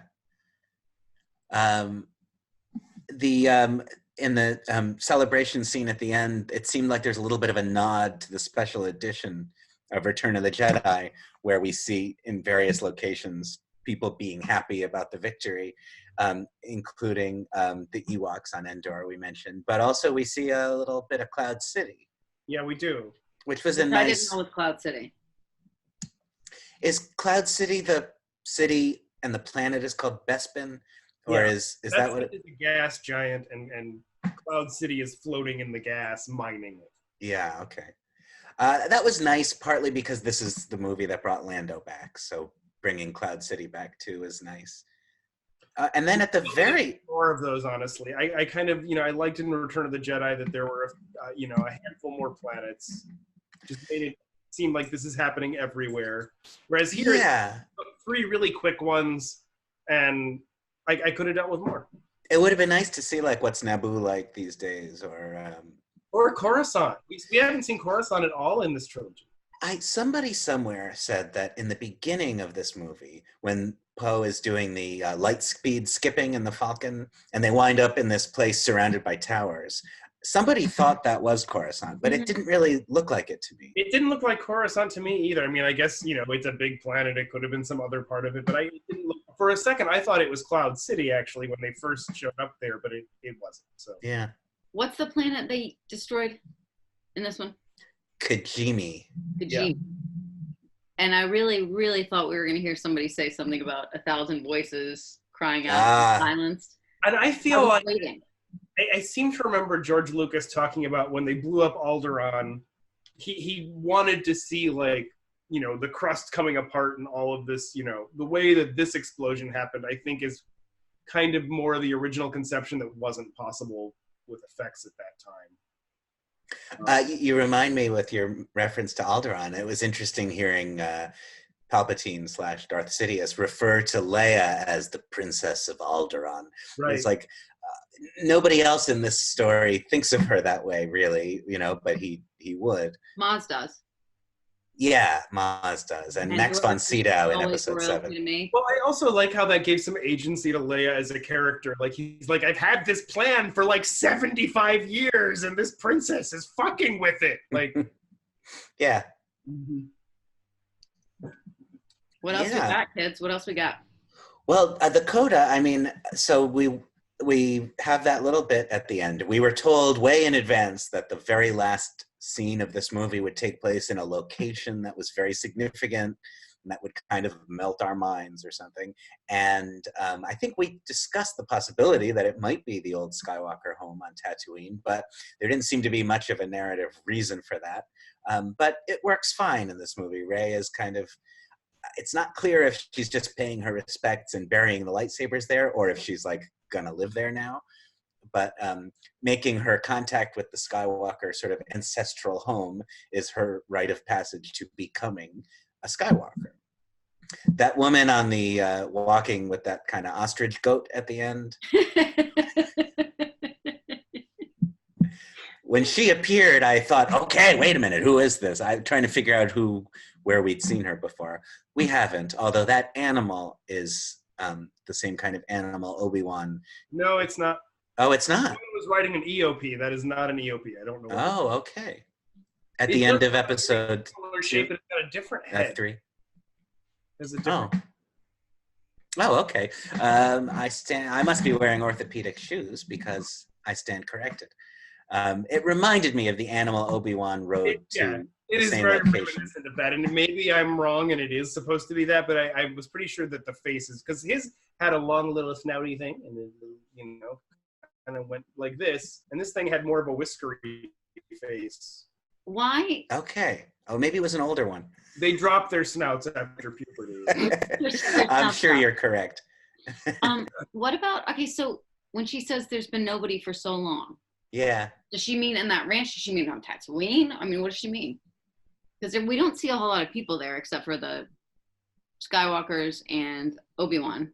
And this is the first time we've seen Tatooine in this trilogy.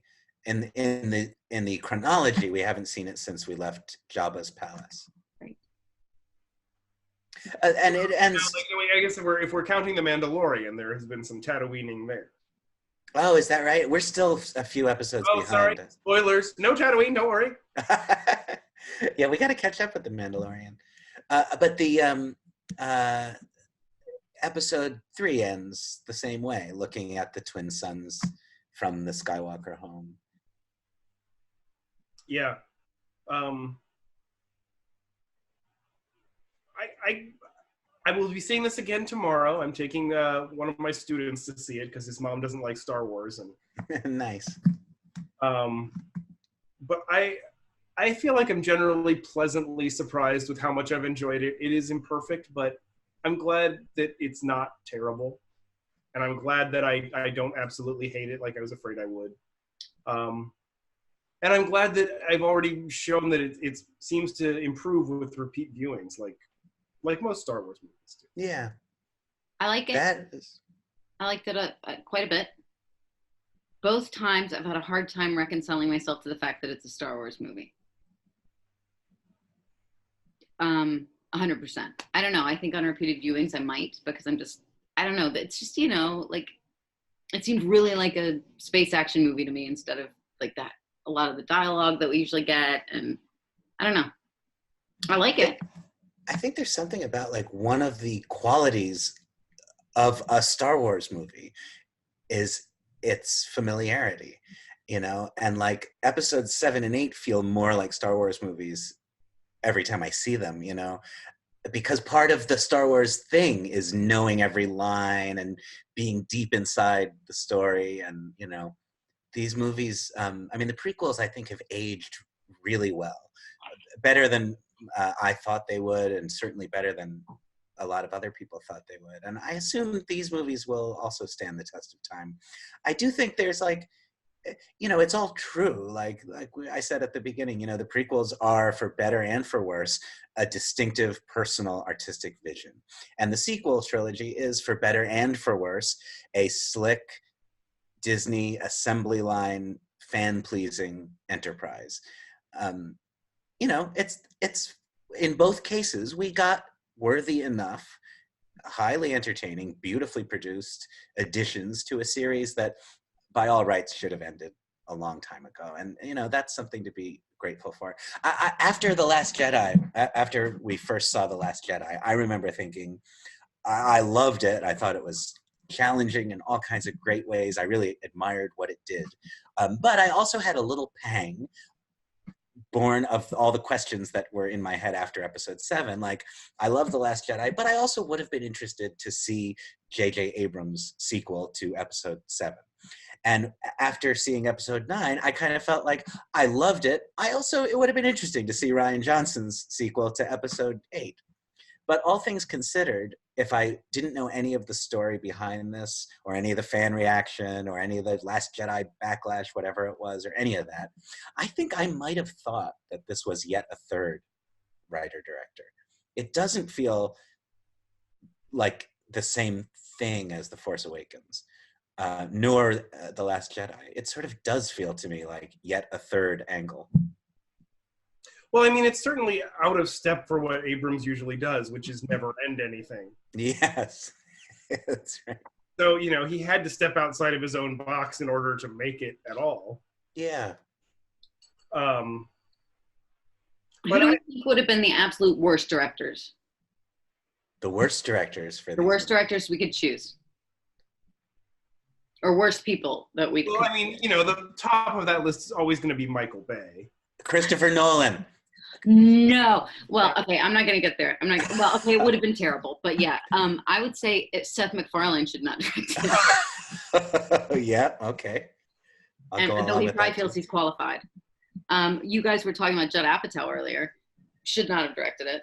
That's just wrong. I mean, yeah. I would be okay with him directing like a Star Wars mockumentary or something like that, but not. What about Werner Herzog? Come on. Interesting. It might. Marc-Anthony would love it. I bet.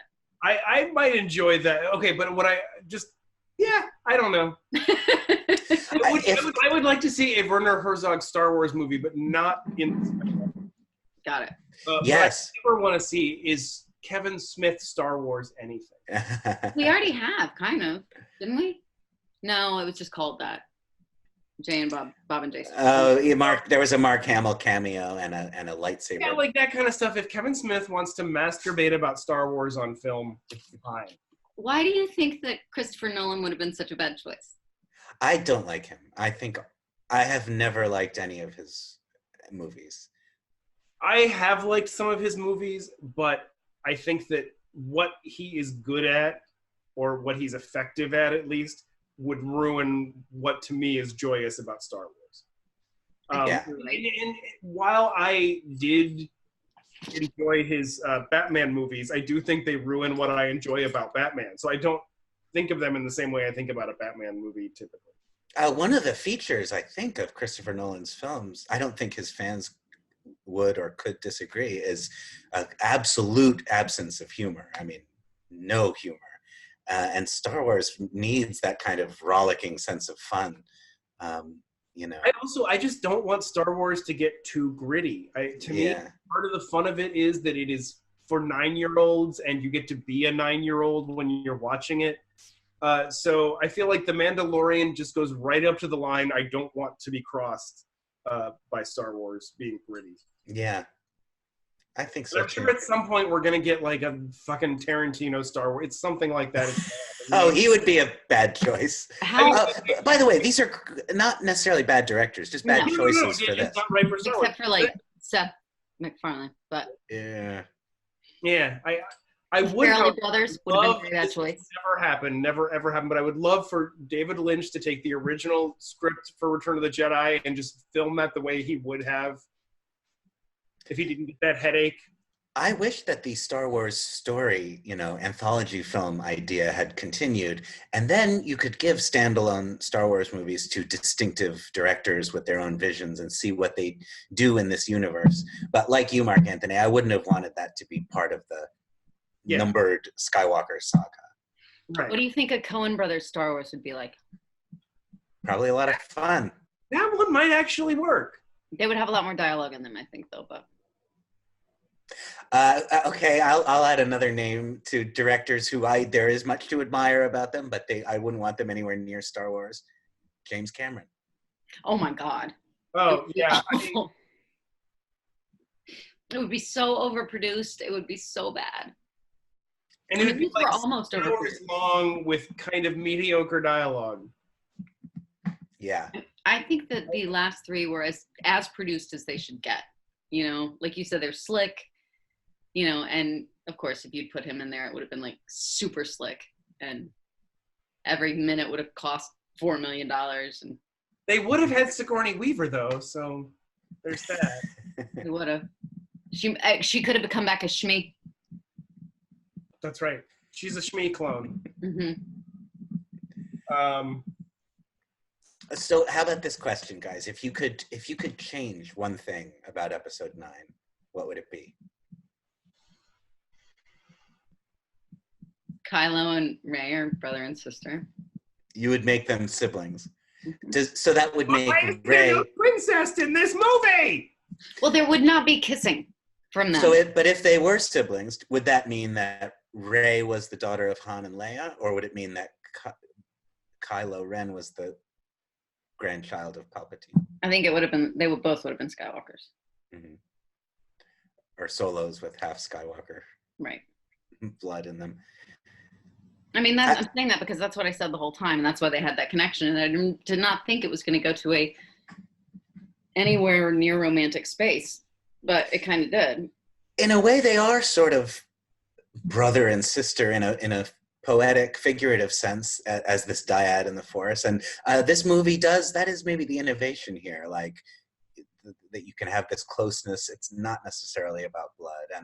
And Rey taking the name Skywalker is another one of those things that, like, okay, making her a Palpatine kind of undoes the Last Jedi revelation that she's nobody. She's not nobody, but she's not a Skywalker in the traditional sense. She takes the name because it is the correct name for her because of who she is, not who she is of.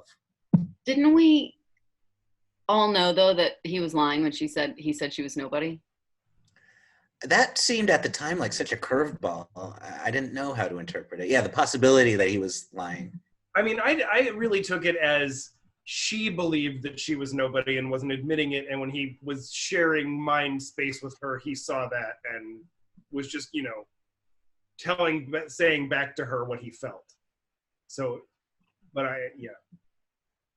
I think he knew that she was nobody. No, he wouldn't have. Would he have known she was a Palpatine? There's no way he would have known that. I don't see why. I mean, Palpatine has he even been invoked in the previous two movies? No, that's why we were so surprised when we heard his voice. Empire, I don't think that. Yeah. I mean, Rey, in episode 7, Rey says that she thought Luke Skywalker was a myth. So yeah. She probably thought Palpatine, all that was mythology to her. Millennium Falcon survived too. Wasn't expecting that. Oh yeah, that's right. Yeah, I thought that was going to go the way of Billy D. Williams. I thought he was going to be riding the Millennium Falcon and he was going to crash into something. And they had been being numb, and they would. But like I said, once Chewie got on, I was like, nope, I'm not going to do it now.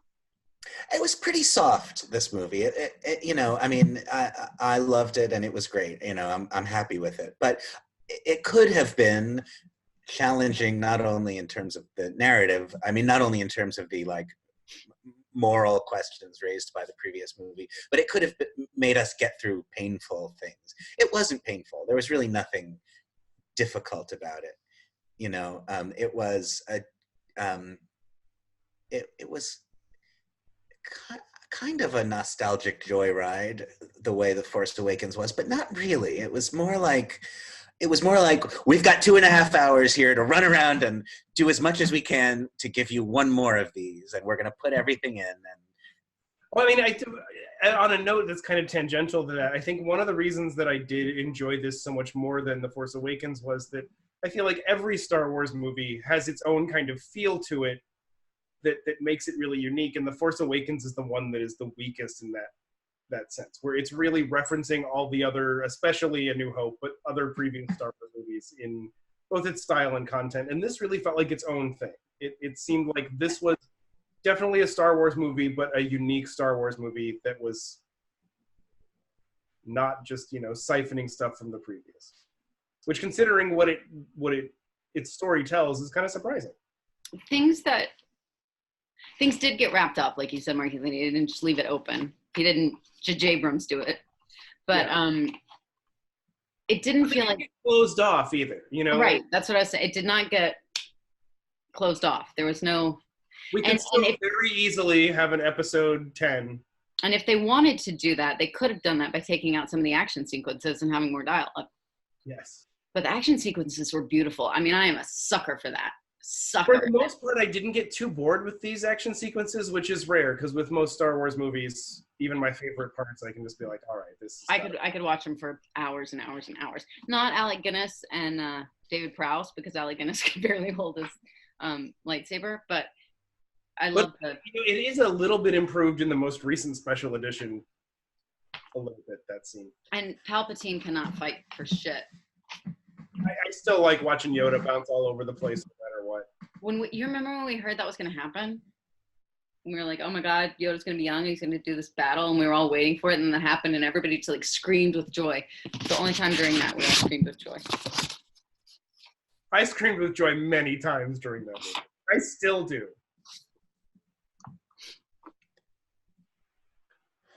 Wow. I guess that's we've reached the What do we do in 2 weeks, guys? What do we? I don't.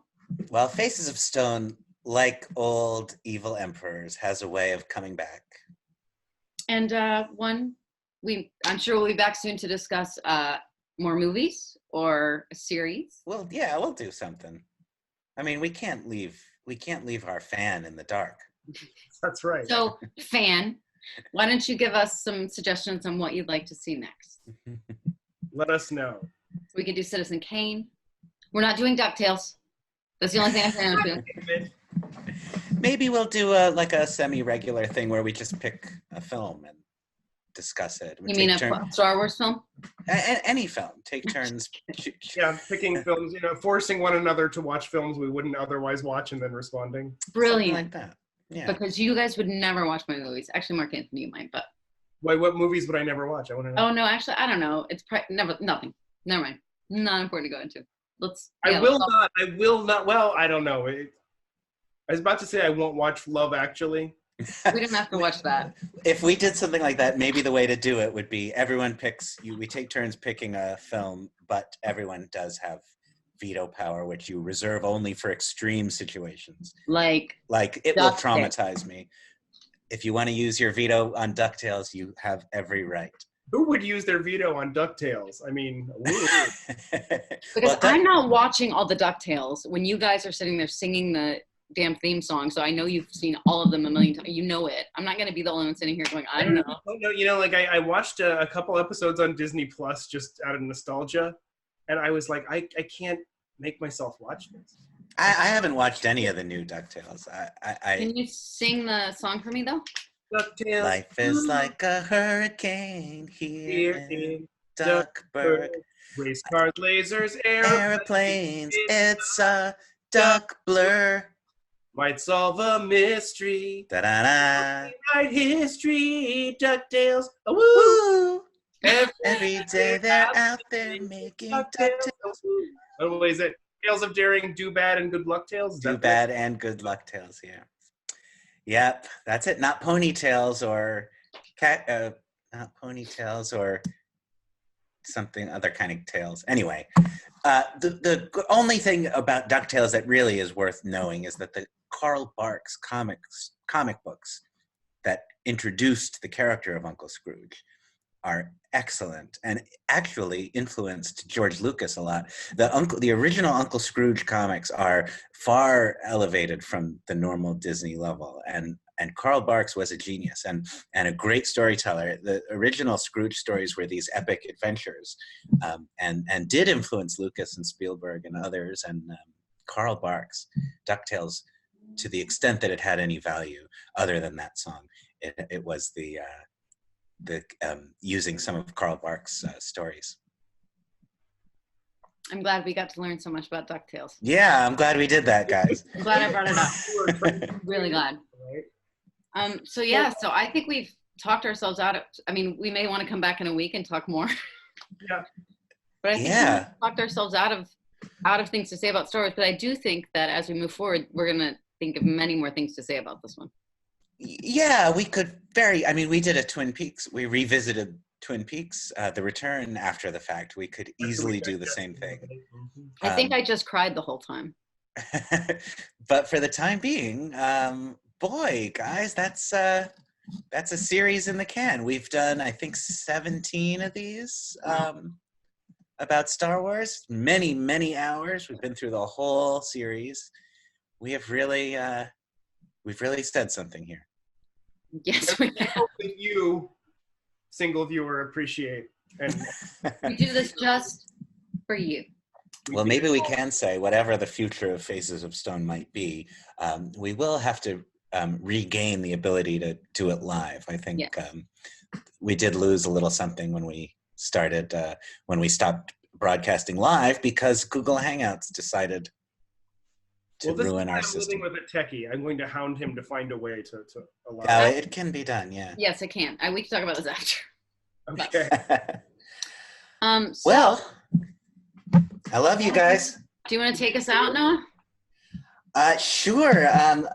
Listen, we don't have to do the usual go to our website stuff. You can find us. It's Amanda Sisk. It's Marc-Anthony Macon. It's Noah Diamond.